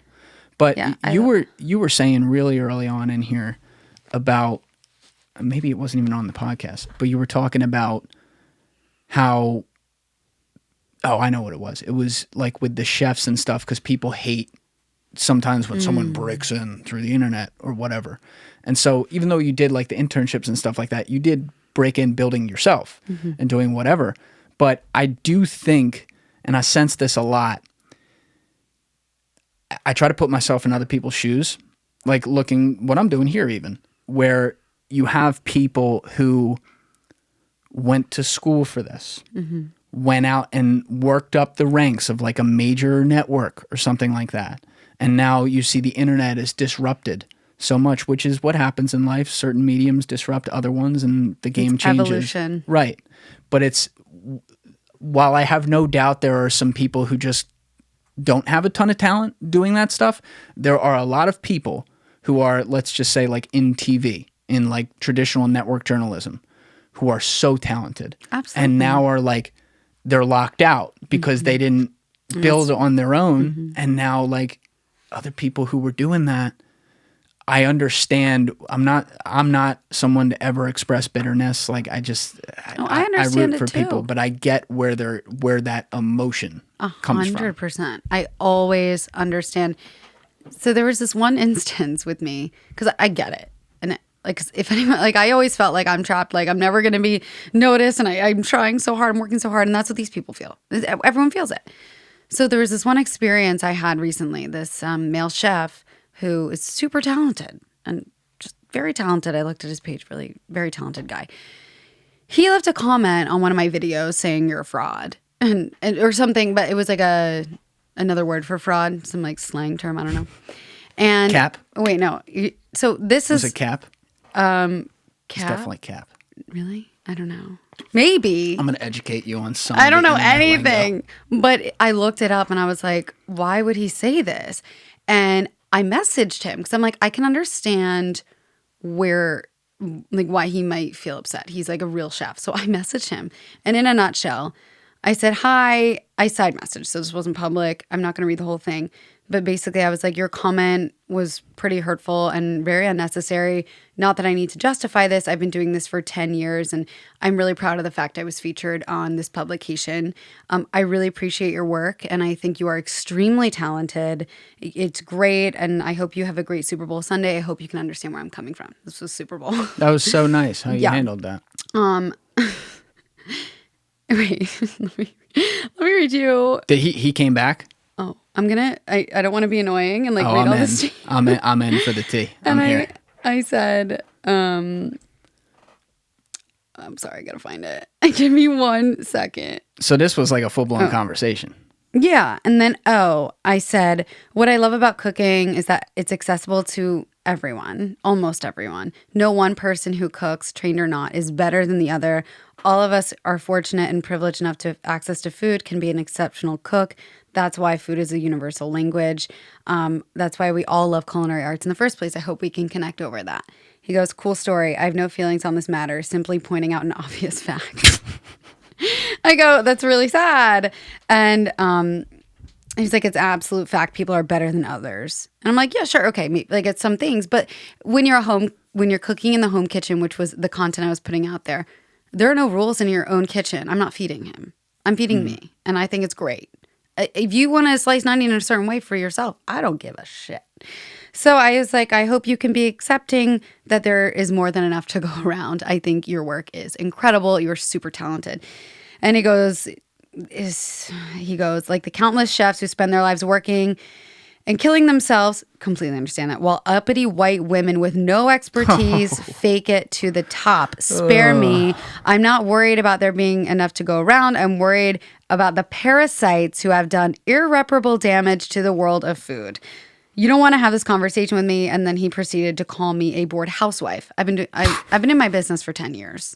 I'm not a bored housewife. Well, he's just showing his ass. Yeah. He's a lost cause. But this is someone I messaged because I really understood where he was coming from. I get it. He worked his ass off. Yeah. And so many chefs, oh my God, I can't even begin to empathize how hard they work. And same with people on TV and these traditional mediums. Like, they are working so hard.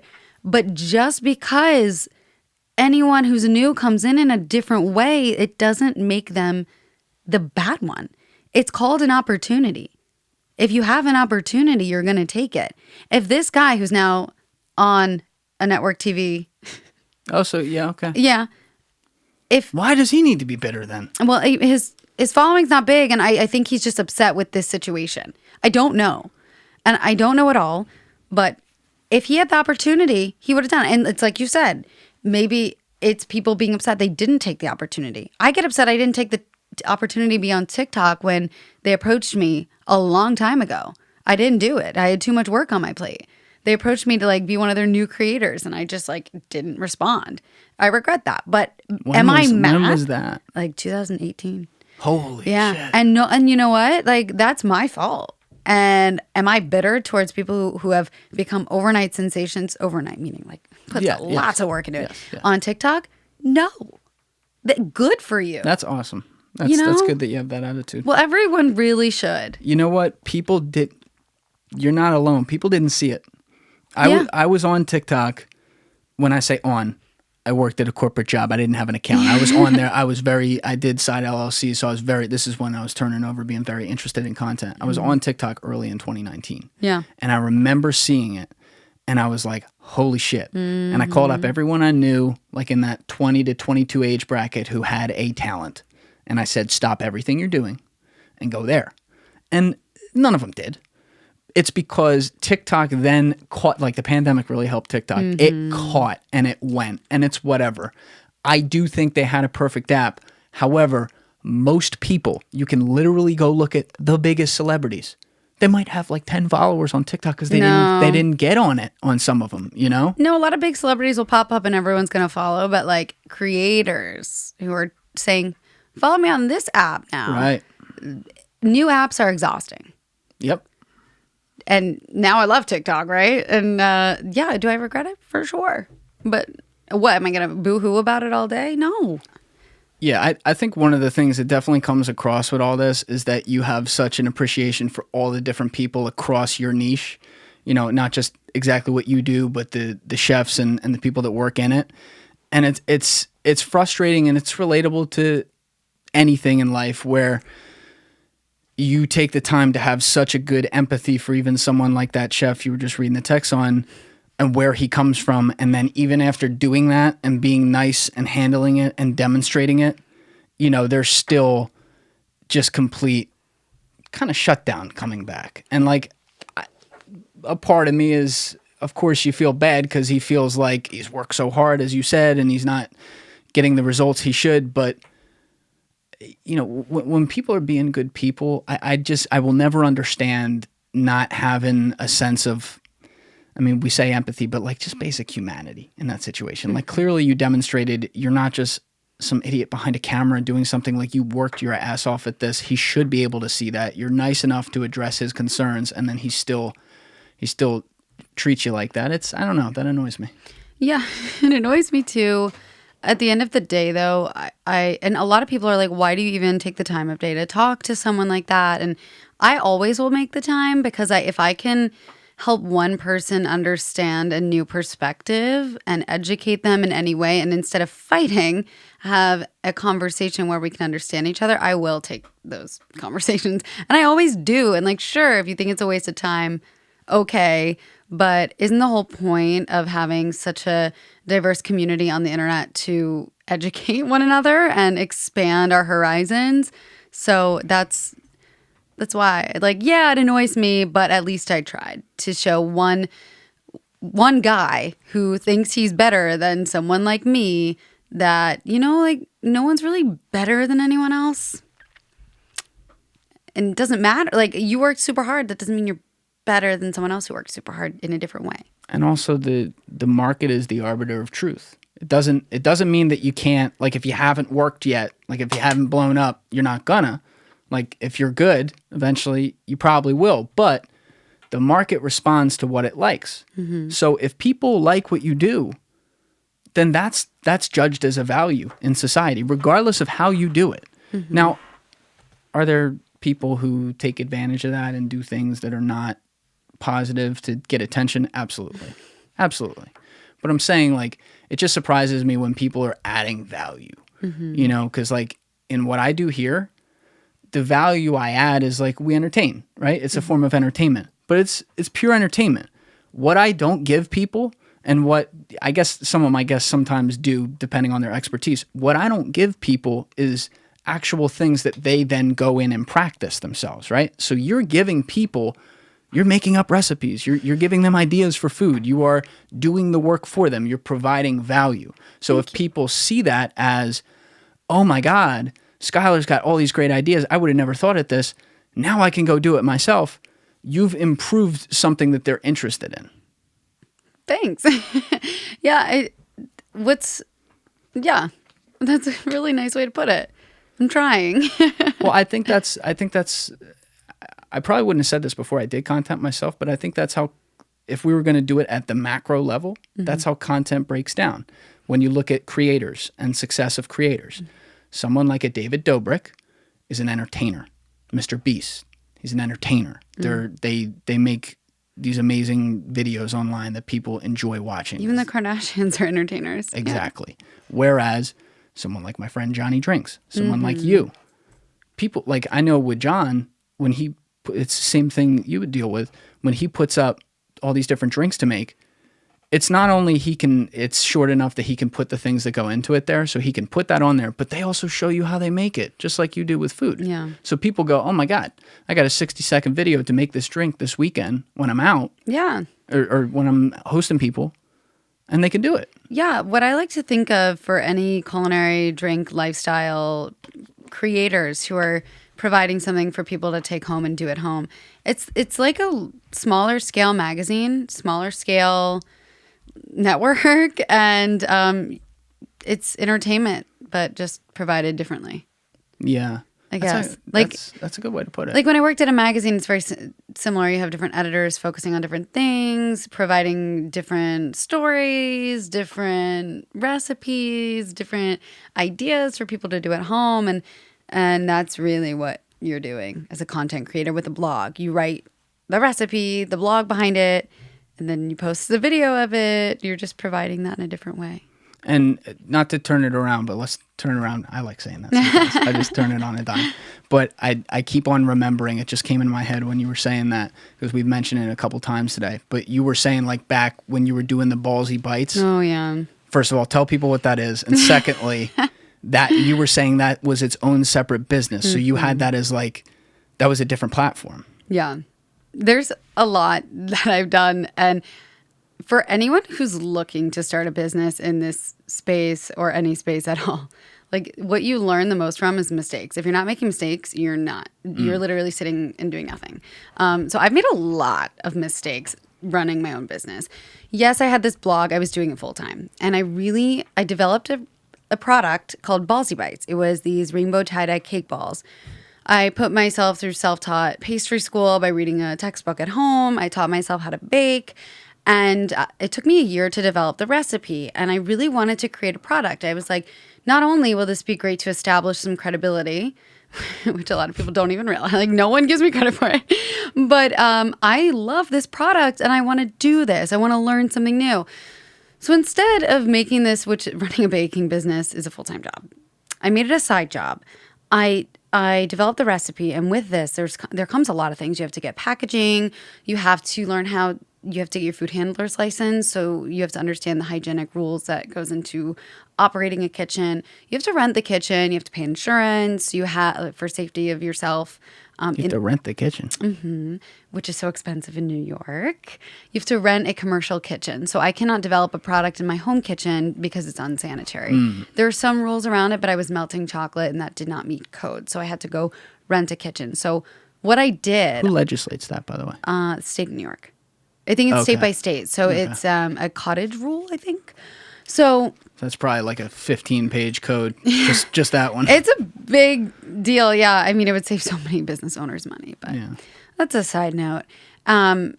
So I really wanted to launch this brand, and I went through all the steps. It took me about a year, and instead of going to these commercial kitchens, I really hustled and approached bakeries that were closed on weekends, and I asked, like, do you want to make a little extra money? I can rent your space over the weekends, and I'll pay you X. And I got it for like a third of the cost of what a commercial kitchen would be.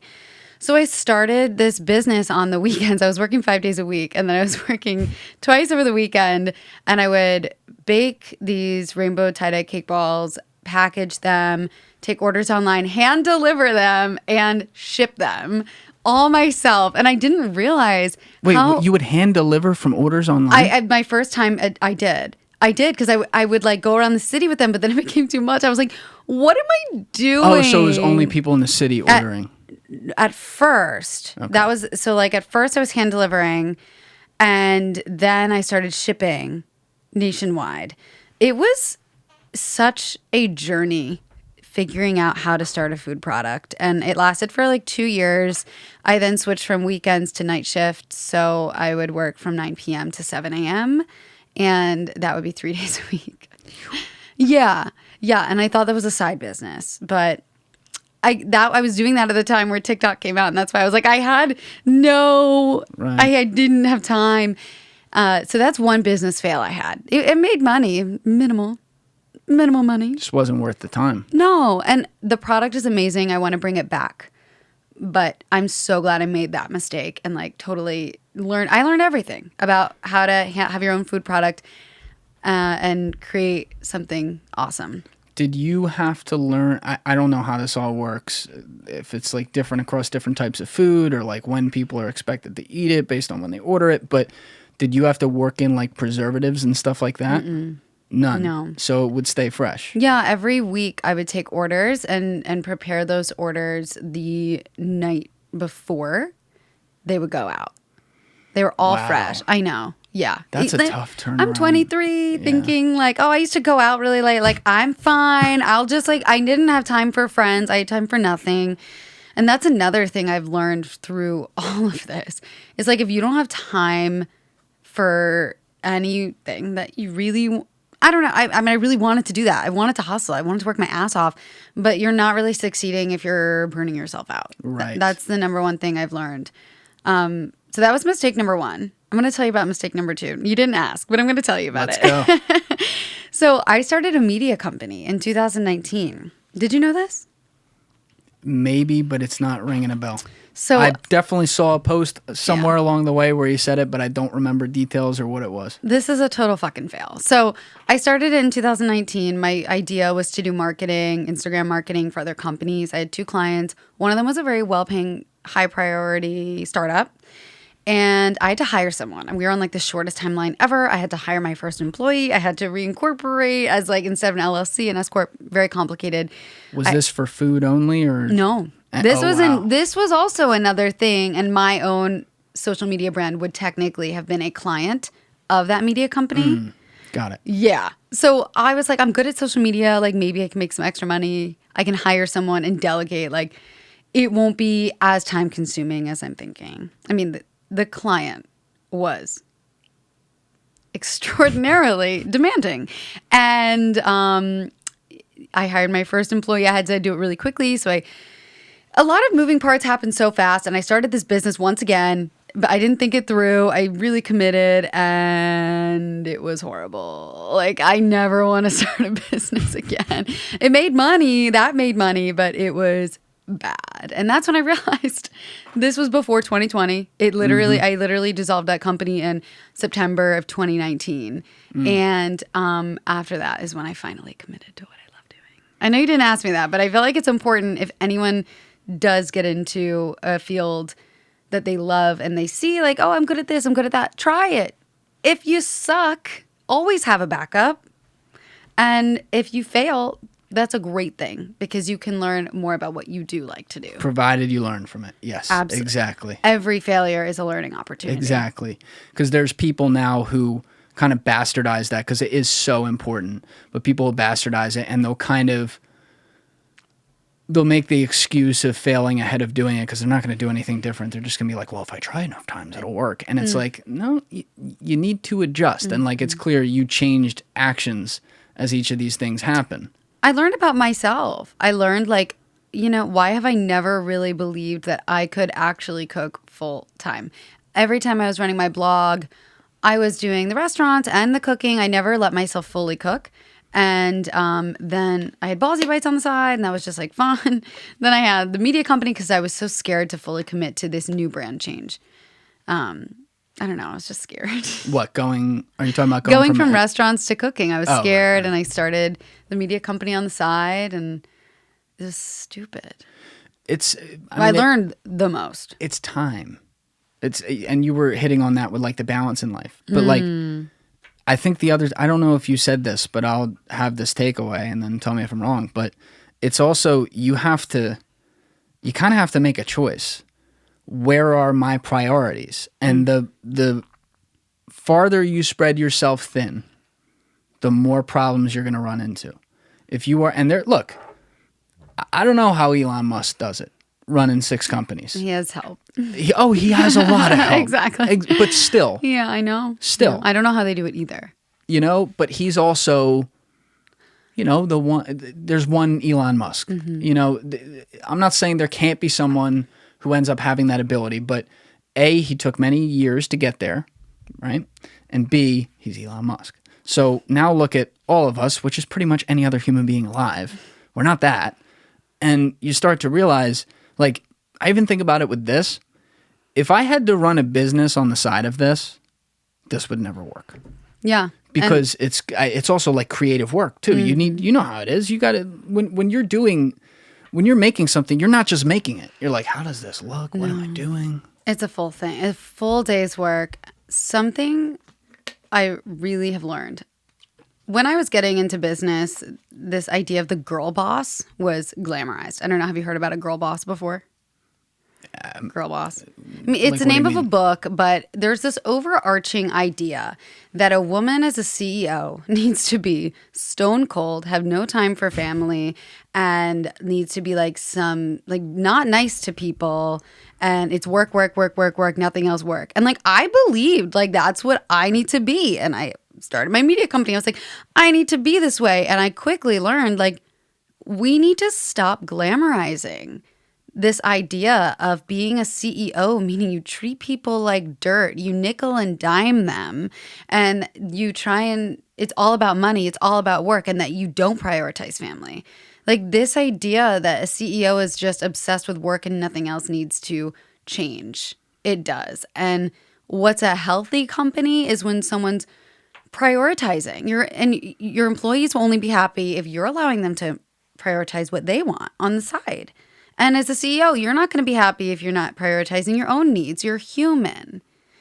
This idea of this, especially female CEOs, because it's such a contrast from like what women have been made out to be, which is in the 50s, it's like housewife, soft. And now it's like girl power. Absolutely. I'm a feminist, but any CEO needs to like be a human being. Yeah, that's like putting the expectation that you should be like nasty, and I think you said cutthroat. Like, I don't care if you're a male or female. If you're running a company, CEO, founder, whatever it is, I don't know why this isn't common sense to people, but it's not. If you don't show a basic level of like understanding for the people that work for you, how are you going to expect them to be in a good mood working for you? Even if they got to work really hard, like if it's a crazy, industry or something, they should probably be pretty motivated to be in a good mood to do it. Yep. And yet people still to this day, I mean, the amount of resources that are available to study this if you're not naturally like it, but the lack of emotional intelligence and the fact that you felt that was a stereotype, which I believe, I'm sure maybe it was. I just never really looked at that. Have you seen like Devil Wears Prada? Like a lot of movies will showcase women in business as being like, I have no time for my love life. I have no time for this. I only care about work. I only care about work.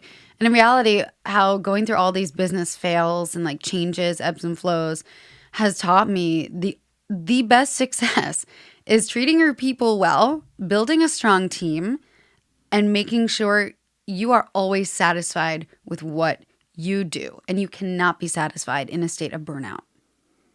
And in a state of treating people like shit. I don't care who you are. No, I know. Like, and burn, like, that goes without saying. They go hand in hand. Yeah. You just, and yeah. That's why being a CEO and like managing people, it was too much. And there's nothing wrong with me saying this. It was too much emotionally for me because I really care about who I work with. And I just changed the way I did my business because I just wanted to become friends with who I worked with. And I needed to work with experts instead of hiring people. Here's the other thing, though. It's not like if you see, and I can't say this about all businesses, but let's just take more of a stereotype business, like any kind of industry that's just making a product or something like that. When you see the CEO on TV, male, female, whatever, they're the executive. They're organizing. They're learning where to properly delegate. Overall manager. Yep. Figuring out the finances with the people who work for them. I do think it's a lot different when you are doing something in an industry where you are the product. Yeah, absolutely. And you are creating literally like with your hands and everything. Like that's what you do. Yeah. And guess what? If you don't have a good product, if you're not on there being entertaining and coming up with wild, cool shit that people want to get value from, then you have nothing to manage because you're not going to have a business. Yeah. So it's like I can't imagine doing something like this and having to be the CEO of something. That sends a shiver up my spine because I'll tell you straight up, I'm a human being. I don't have time for that. It's managing people is sometimes more difficult than the job itself. And there's nothing wrong with not wanting to manage people and to outsource experts for work. Like I've learned that like having an employee wasn't really what I wanted. Because God forbid something goes wrong. My company dissolved before the pandemic, so thank God and it was a mutual thing. But if I had to let someone go under that circumstance, I couldn't. I'm too emotionally involved, and that's just who I am as a human. And I'm a human doing business. There's nothing wrong with understanding your strengths and your weaknesses. I mean, it's a painful thing. I don't want to say this wrong, but I mean, I never want to see that again, what we saw with the pandemic and what businesses had to go through. Mm-mm. But from an emotional standpoint, the appreciation I had for so many, I mean, you saw it all over the internet, all over the news, for so many business owners who sometimes in certain industries can get a bad rap just by generalizing. But you see these people bawling their eyes out over their employees and the idea that they can't work for them and stuff. And I appreciated that so much because you saw the people who really cared. It wasn't just about like, oh, I have this business, I'm making money. Of course, you want to support yourself. But these people genuinely were in tears over the fact that I have to let go so-and-so because I literally have no money to pay her. And that's how she supports herself. Yeah. Yep. It's like, what's the future of my business?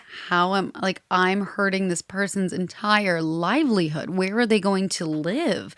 Like, how will they get medical help? They don't have insurance anymore. There are so many layers to having a company, and it all needs to be extremely well thought out. I didn't think through it. And like my experience was great. Like it was great. It was a profitable business. I don't regret it. I just learned so much about myself. And luckily it was a mutual thing. It ended, but yeah, it was difficult. Yeah, and well, now you're not doing it again. I know. That's it. Yeah. That's what you had to learn. And it's not like you lost money on it, so it's not like a total loss. It's just, all right, that wasn't worth my time, my stress, or what I wanted, and that's it. But the other point of, I'm sorry, go ahead. No, I was just going to say, I guess I did it because I was scared to fully commit to the cooking, the new angle of my brand. I was really scared. And if anyone wants to take that kind of risk, it is great to have a backup. But make it a backup. Don't make it a full-time job. Like work a 9 to 5, and then on nights and weekends, do your passion and go 100% for it when you feel confident. Don't start your own business on the side. Yeah, it's a resource question. Like people will get, like I think I got lucky with time and place. Like the fact that the world shut down and I had the time to go build something like this and get it started and get it moving. I think a lot of people, whether it be carrying around ridiculous student debt or something like that, I get it. Like when they can't just leave their job. You cannot. And then building, it depends what it is. Absolutely. But like building something on the side, goddamn, are you at a disadvantage? Because there's only so many hours in the day. It takes years. I mean, that's what I did. And it takes years. So yeah, it is like, well, you figure it out. And you work through it and you figure out what works. If you only dedicate one Sunday a week to whatever it is you want to do on the side, there is still growth that can happen every Sunday of the year. That doesn't mean you're not going to have dinner with your family. It doesn't mean you won't have time to make time for the important things, but there's always a little bit of time and you can make it happen. And I know everyone, I would say, the people who are working multiple jobs, that is where that is impossible. I'm talking about corporate America 9 to 5. And then beyond that, like the hustlers. Yeah. But still, I do believe someone working multiple jobs, that is a hungry person. Oh, yeah. In itself. And if that quality and that human being who is just grinding, if they had something and they felt like they could put a little bit of time into it, I feel like they would. But once again, I have no place to say that because I had the privilege of being able to build my brand for 4 years and feel okay about it. Well, and you were smart to do it in college too. You know, I had the privilege to go to college too. Yeah, yeah. And there was,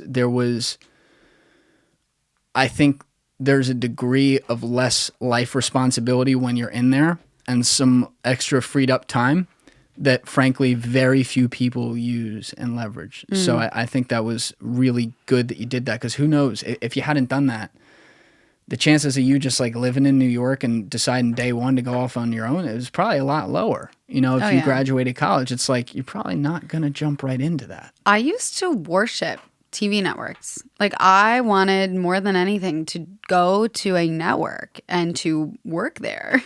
And then I realized, and I took a risk. Like, I started playing with social media and I completely changed my mind.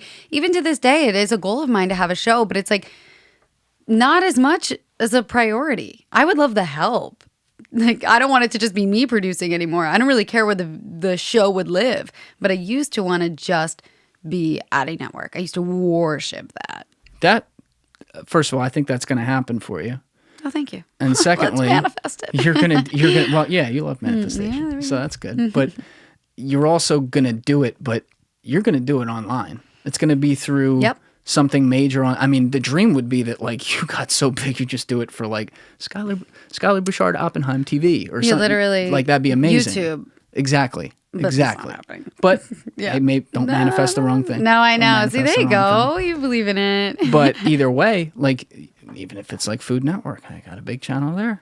I love what they're doing. I think they're making huge strides in like who they're putting on the network and the cuisines they're showcasing and like the authentic things they are doing, you know, that we were talking about diversifying.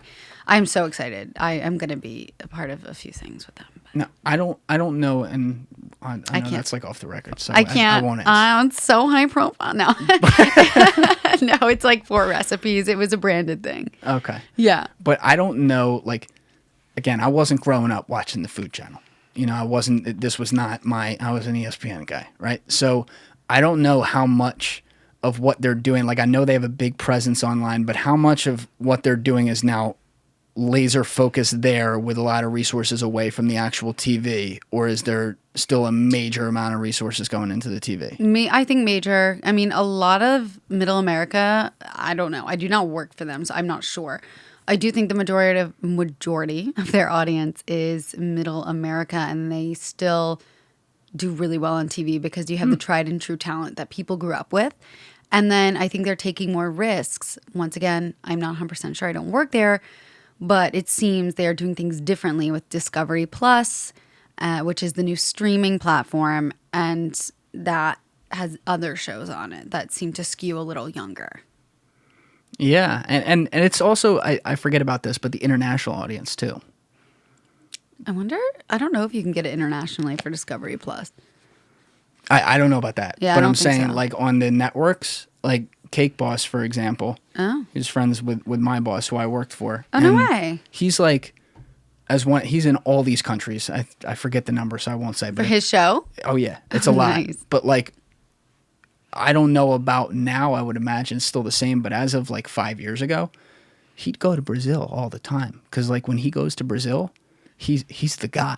Wow. Like Buddy Valastro is like, it's Ronaldo and Buddy Valastro. Love it. It's I nuts. love it. But there's such a wide world out there, a marketplace. So like when I'm talking about TV, I'm always thinking about the trends here because we see it moving away. And then I got to remember, I mean, it's happening everywhere to an extent, but there's also still huge marketplaces that, you know, content like food, everyone's interested in that. So they can put it out.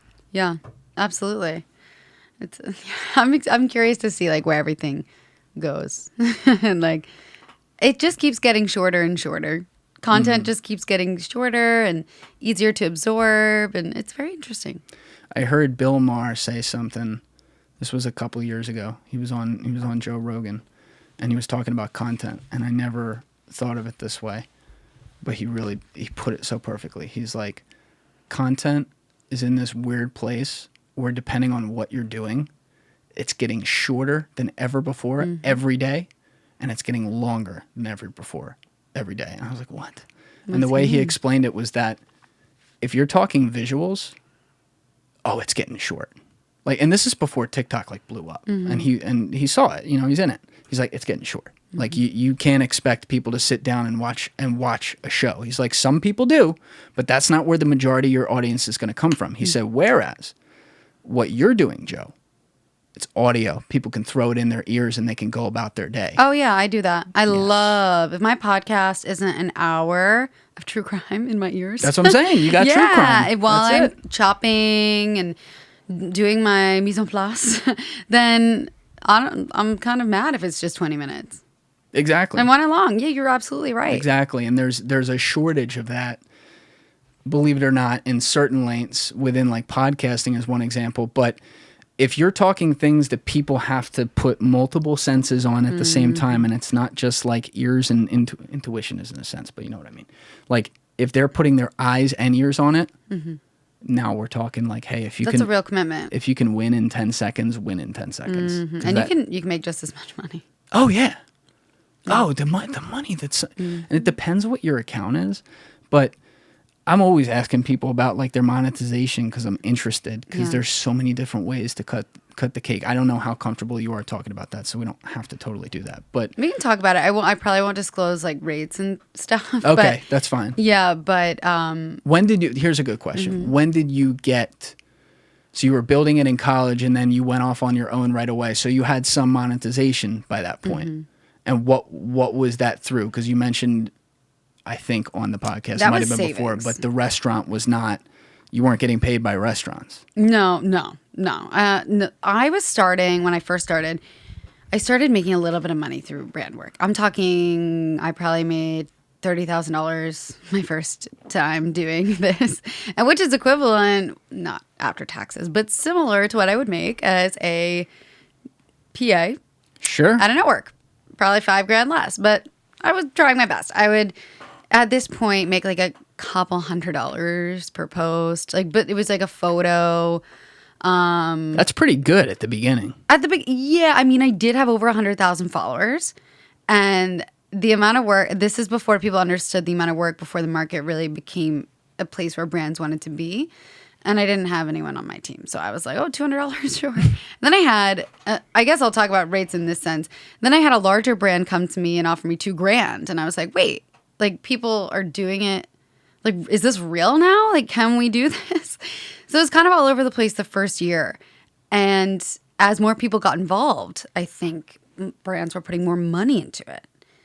And now, if brands aren't offering creators a substantial amount of money for their work, not the ad space, their work, then it's insulting at this point. Provided they have a market, obviously, but yes. Of course. Yes. Yeah. I mean, when you think about it, you pay a producer, their day rate might be $500 to $1,000. That's number one. You pay an editor, might be a day rate of $500 to $1,000.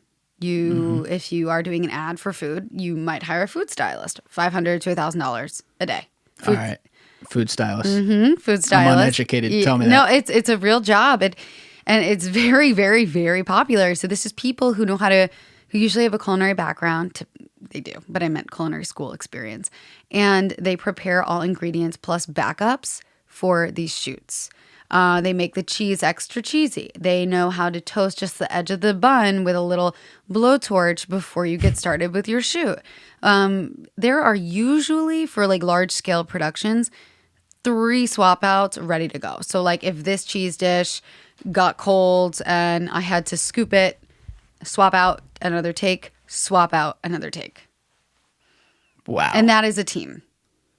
So that's how they make like the Burger King and McDonald's commercials look so amazing. Well, yeah, I mean, a food stylist team definitely behind that. But sometimes, and I'm not saying those brands did this, but sometimes there's some enhancement there with like shaving cream instead of whipped cream. I never do this. Yeah. No one should do this if they're just doing self-content. But like slime cheese. I don't know how. Like the part where they pour yeah. I know what you're talking about. But glue or something. Are you kind of like an expert at this point in that? Like, do you still use a food stylist? I don't. No, but because you gotta like know all the tricks now. No, and everyone who's in this space, the culinary content creation, I'm not speaking for anyone else. They've got to know shooting. You also pay a camera guy. Shooting, producing, editing, food styling, recipe development. If the focus is recipes, yeah, it's a lot. Yeah, and that determines the rate, and then you put the followers on top of that, the viewership, your stats on top of that.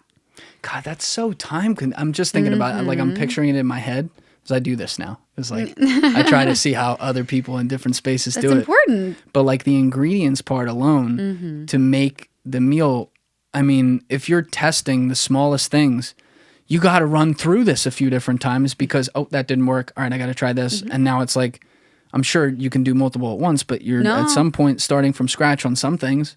Yeah, it's all. I mean, if you have experience, you know what works for certain recipes before you start, and it's pretty easy to test it. But you still have to test it, and time still goes into that. Another thing that's not accounted for is expense for ingredients. If I'm making a steak and I need to test it 3 times, good thing my husband and I can eat 3 steaks, no problem. But I need to buy all those ingredients, and there's an expense element. So there's a lot of different things that go into it, and the influencer rate space, it's not talked about, and I feel bad I'm not disclosing my rates, but I'm only doing that because they vary depending on the ask and what I need to be doing, and also when the brand will use it, and I have a team who manages that, so like yeah. But I would say if you have the following and you put that kind of work in, creators should be getting at least a couple $1,000s per post. Yeah, I think a lot of the attitude is just like they take it. People are lazy. Sure, well, I wasn't even going to say, but yes, that's another thing. And also, there's such a supply of creators across a lot of different things that brands are just moving fast. And they're like, okay, all right, they said no, we'll go to the next one. And in some ways, you don't land on the quality with that. And I think, like, are you talking about like sellout culture, like not fab. I like FabFitFun. No, there's like flat tummy tea. Like every girl was drinking it online. I don't know. Flat tummy tea? I don't know. There's like some brands that like really hook themselves into influencers and you see them everywhere. Are you talking about that? Like the brands who just like want to hire everyone? That could be an example. Yeah, absolutely. What were you talking about? I totally put that in your mouth. No, that absolutely could be one because they're looking at reach and not engagement. They're looking at, let's just get as many eyeballs on it. And if people say no, we'll go get the other 100 who will say yes. So yes, that was what I was talking about. But even on a more micro level, when they're going to an individual and being like, okay, we want this person to do this rollout for this kind of thing. All right, they said no problem. We'll go to the next one. And they're not looking at, I mean, I know they do have metrics of who actually like has a real following because that's another thing. Like people are buying followers, and it's not anymore. It's so fake. It's really bullshit. But I found that to be very unjust when I was starting this, and I saw so many people doing that. But now they have ways to catch that though. I know, but still, it just made me like sad in the beginning. Defeated. You can kind of like you can tell when I go to a page with 1 million followers and they have 3,000 likes on a picture. Honestly, though, like sometimes engagement sucks. So sometimes I give the benefit of the doubt, especially for accounts that are older. Your audience part of your audience might not use Instagram as much. That happened to me. So I don't know. I always give benefit of the doubt. I don't know. You're a true creator. You're rooting for creators. I feel like true creator. I mean, I think, I don't know, sometimes I'm cynical about some of them. Other times, though, I realize that. I mean, actually, TikTok's like the best example. Some of the early accounts I would look at on there, because TikTok doesn't give a shit, man. Like the minute your niche is a little run out, if you stay with that, they won't show it to people. So I'll see some accounts I was looking at in 2019 that were like the early accounts up at 1 million and stuff. And, they have 2 million. They're getting 10,000 views on a video. And it's sad, but it happens. Okay. No, on TikTok it happens all the time. When I have a video blow up, I'll get a lot of followers. And then I'll post something and it'll get 300 views. Mm-hmm. Like, so that's why I don't hold it against anyone. You can tell usually who buys the followers just by looking at them on their, like, seeing if they're fake profiles. Do people buy followers on TikTok? Is that? No, I don't know. I'm talking about Instagram. Yeah, on again. Instagram Sorry, especially. Yeah, that's fine. Yeah, I don't even pay attention anymore to that because doing this full time, I post my own stuff. I engage with typically other female chefs because, like, I support their work and I think they're great. And then I shut everything off. Because, like, why would I sit there and mindfuck myself over like, oh my God, my post isn't doing well and, like, theirs is doing great. If you look at it as, like, this is something I put into this medium. How it performs can be determined by the day, the updates, a variety of factors. It's not about you. It's about it's what's going to happen. Then you take the emotion away from it. And it's more concerning when it happens over a long sustained period because, like you said, it's a day-to-day kind of thing. Mm-hmm. The piece of content you think is going to be a banger is probably not going to be the one that's a banger. You know, it's going to be another one, and sometimes it's the luck of the day you posted it. Exactly, right? And you can't. The point is, you just got to keep creating a good product and trying different things. So it works over time. Yeah. In the creative industry, I think it's so important to just not feel defeated when things are not working out.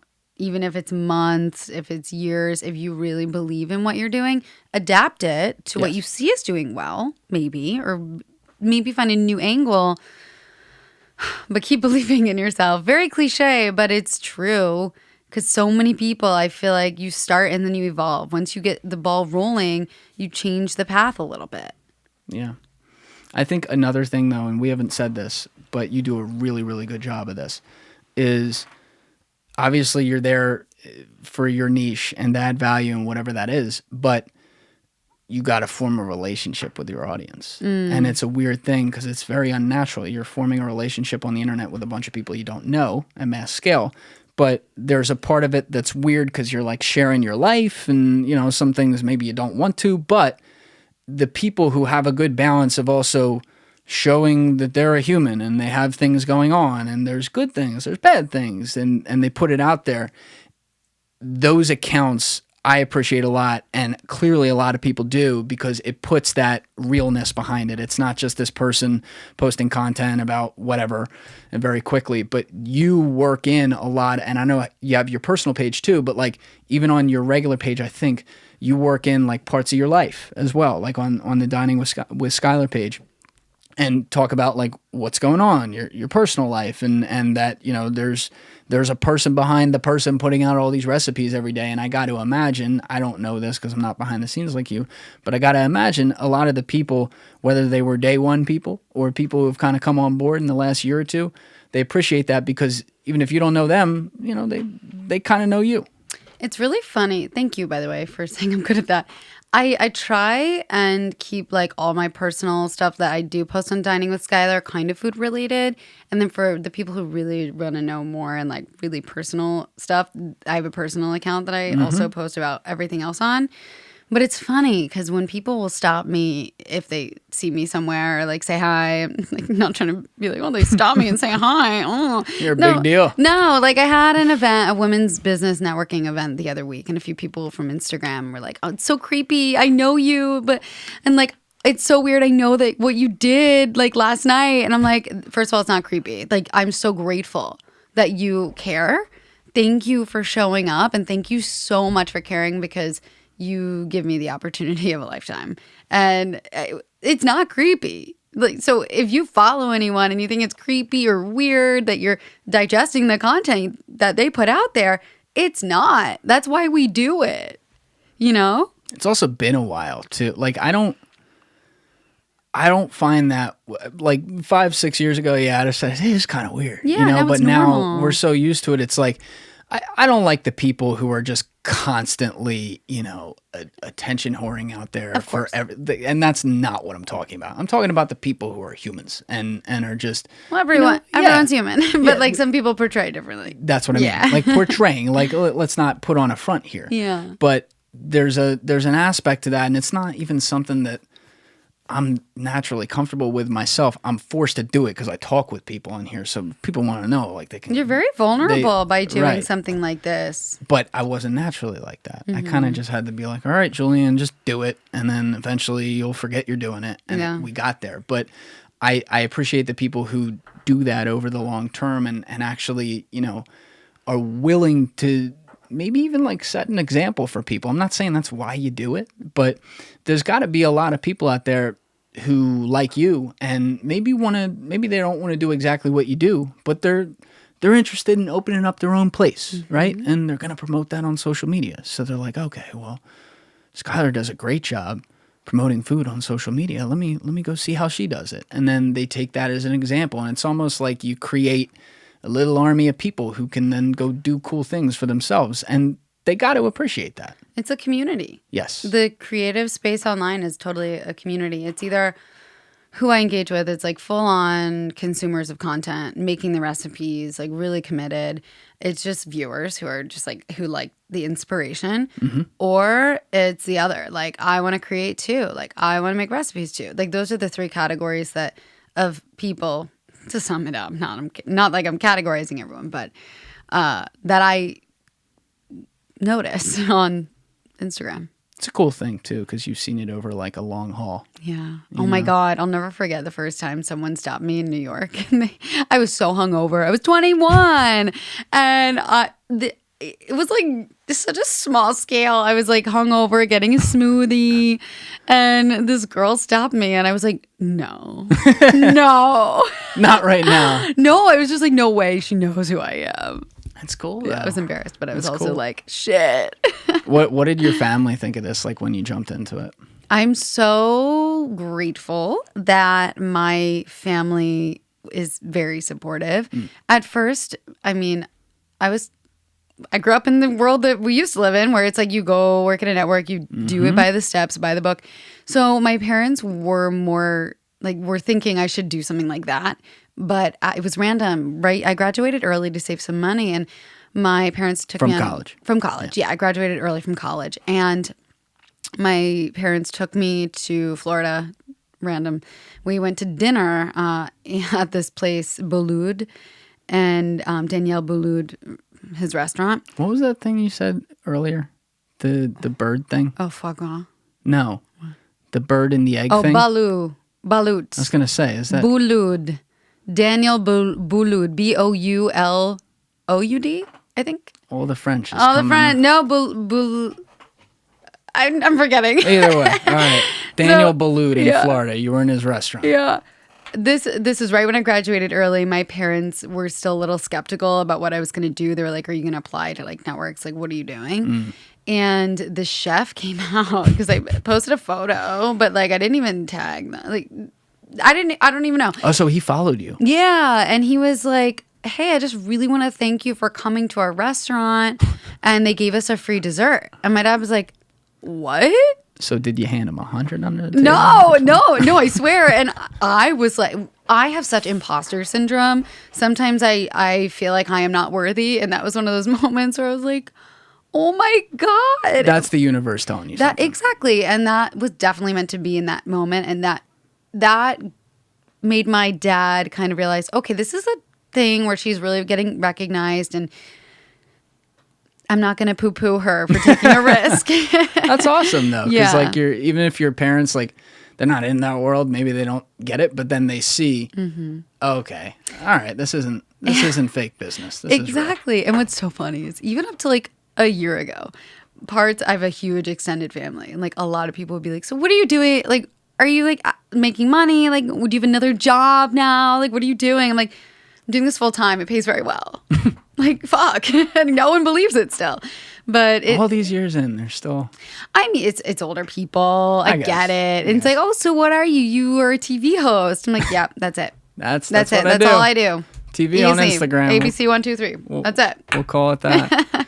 One more thing, because we're coming up on 3 hours here, and this was awesome. So thank you for doing this, by the way. This was amazing to be able to catch up after all these years. All these years. I've been watching you. So it's cool, and it was an inspiration, as I said. But thank you. You had said something a while ago, maybe like a half hour ago, and we went somewhere else. But you were talking about burnout with it. And I think that was a really important theme that you can speak to because you've been in it for so long. But like looking at it from my end, when I just was looking to jump in, I knew, I'm like, okay, there's going to be 2 to 3 years here where it's like, okay, you're building, you're working all the time. And I think that's what I don't want to lose in it. There is an expectation that maybe there is a short time there where you don't have a ton of a life. But if you put that as an unlimited clock and then just say, oh, I'm going to do it because I'm going to do it, even if you don't burn out and stop, you're going to burn out and hate yourself. And so I'm always very cognizant of that. And that's why I see the progress and I look at it and I go, okay, I'm on schedule here. And I need to try to stick to that, even if there's things out of my control. But for people out there who are looking, whether, they're in college right now or they're 25 or even like 40, who are listening and are looking to start that thing they want to do, how did you reach I'm not saying you knew it going in, but how did you reach a point where you're like, okay, I'm still trying a lot of things and I'm spending a lot of time, but I'm having a life and I'm doing it in a way where I'm happy with myself because I have like some form of balance? I didn't realize that I needed this balance until late 2019. Really? I didn't realize it. I mean, I always had time. I always made time. I had a boyfriend at the time, my now husband. We were dating throughout a lot of my business development through Ballsy Bites, through my media company. And then we got engaged and married. Like, I always had time for that, but it was always like work to the bone, work to the bone, work to the bone, pencil in when to hang out. And like, it still is about figuring out the balance. But to rewind for a second, I think the best way to avoid burnout and to understand yourself and how to balance is to really take progress with your own company day by day. And I know you have a timeline. Nothing goes according to plan. Oh, no. And I'm not talking about just you. I'm talking about anyone. Right? Like if you asked me a 5-year plan 5 years ago, totally different. It's to take it day by day and to understand if you had to do everything on your to-do list, like there's always going to be items on there. To understand what is necessary and important to prioritize in that moment and how to prioritize and make time to be home for dinner and enjoy yourself or watch that show that you like. Sure. Or scroll TikTok or whatever. And you only figure that out if you get the big picture out of your head. But also like what you're spending that time on, and those things are fine too, but I think sometimes people who are building stuff will spend their time on some of the mindless things when they actually get a free moment, and then they get very disconnected. And like, I'm cognizant What of do you mean by that?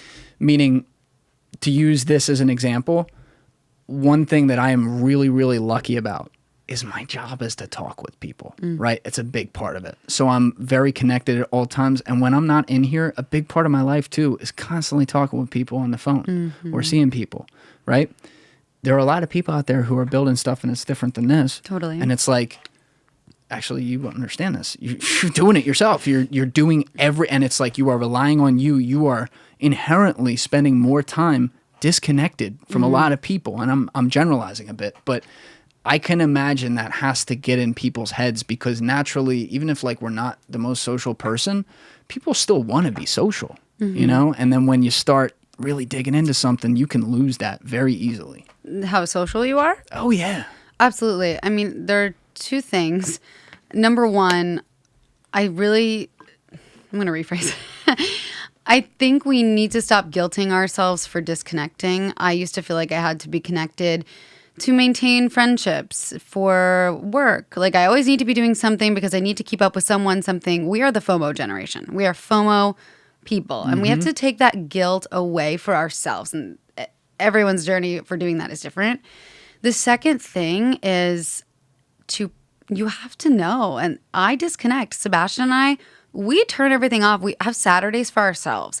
And it's rare we get together with people because we prioritize our relationship more than some of the friendships that we have. And that's, if our friends can't respect that, then so be it. Then we should have a bigger conversation. Same thing, like when I was doing this and taking time for myself, I had some friends who were just like, well, why won't you come out with us?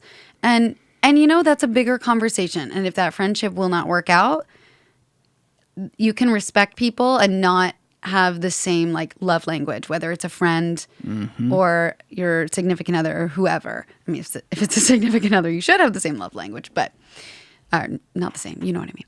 Yeah, there has to be compatibility. Yeah, you shouldn't feel guilty for taking time for yourself. It doesn't mean you're mean to anyone else. And a good friend, good to anyone in your life, will respect you for taking care of yourself. I think I've been able to see and separate the people who, they're not doing something like this. So at the beginning they didn't understand, but then they learned. And they're great supporters for it versus the people who never did. And they still, and by the way, I think some of them still have really good intentions. Some of them aren't. There's some people who kind of turned into an asshole. Don't get me wrong. But everyone has those people. But there's people who, they just don't really get it. And then they don't take it personally when I have to, for the millionth time, be like, no, I can't do that. You know what I mean? It's a weird balance, but it's hard too, because like people are all different. We all have different lived experiences. We have different dreams, and we do different things. We all do different things. Yeah. And I think as we grow older, and if anyone's upset with you for how you prioritize yourself, it's something they're struggling with within themselves. And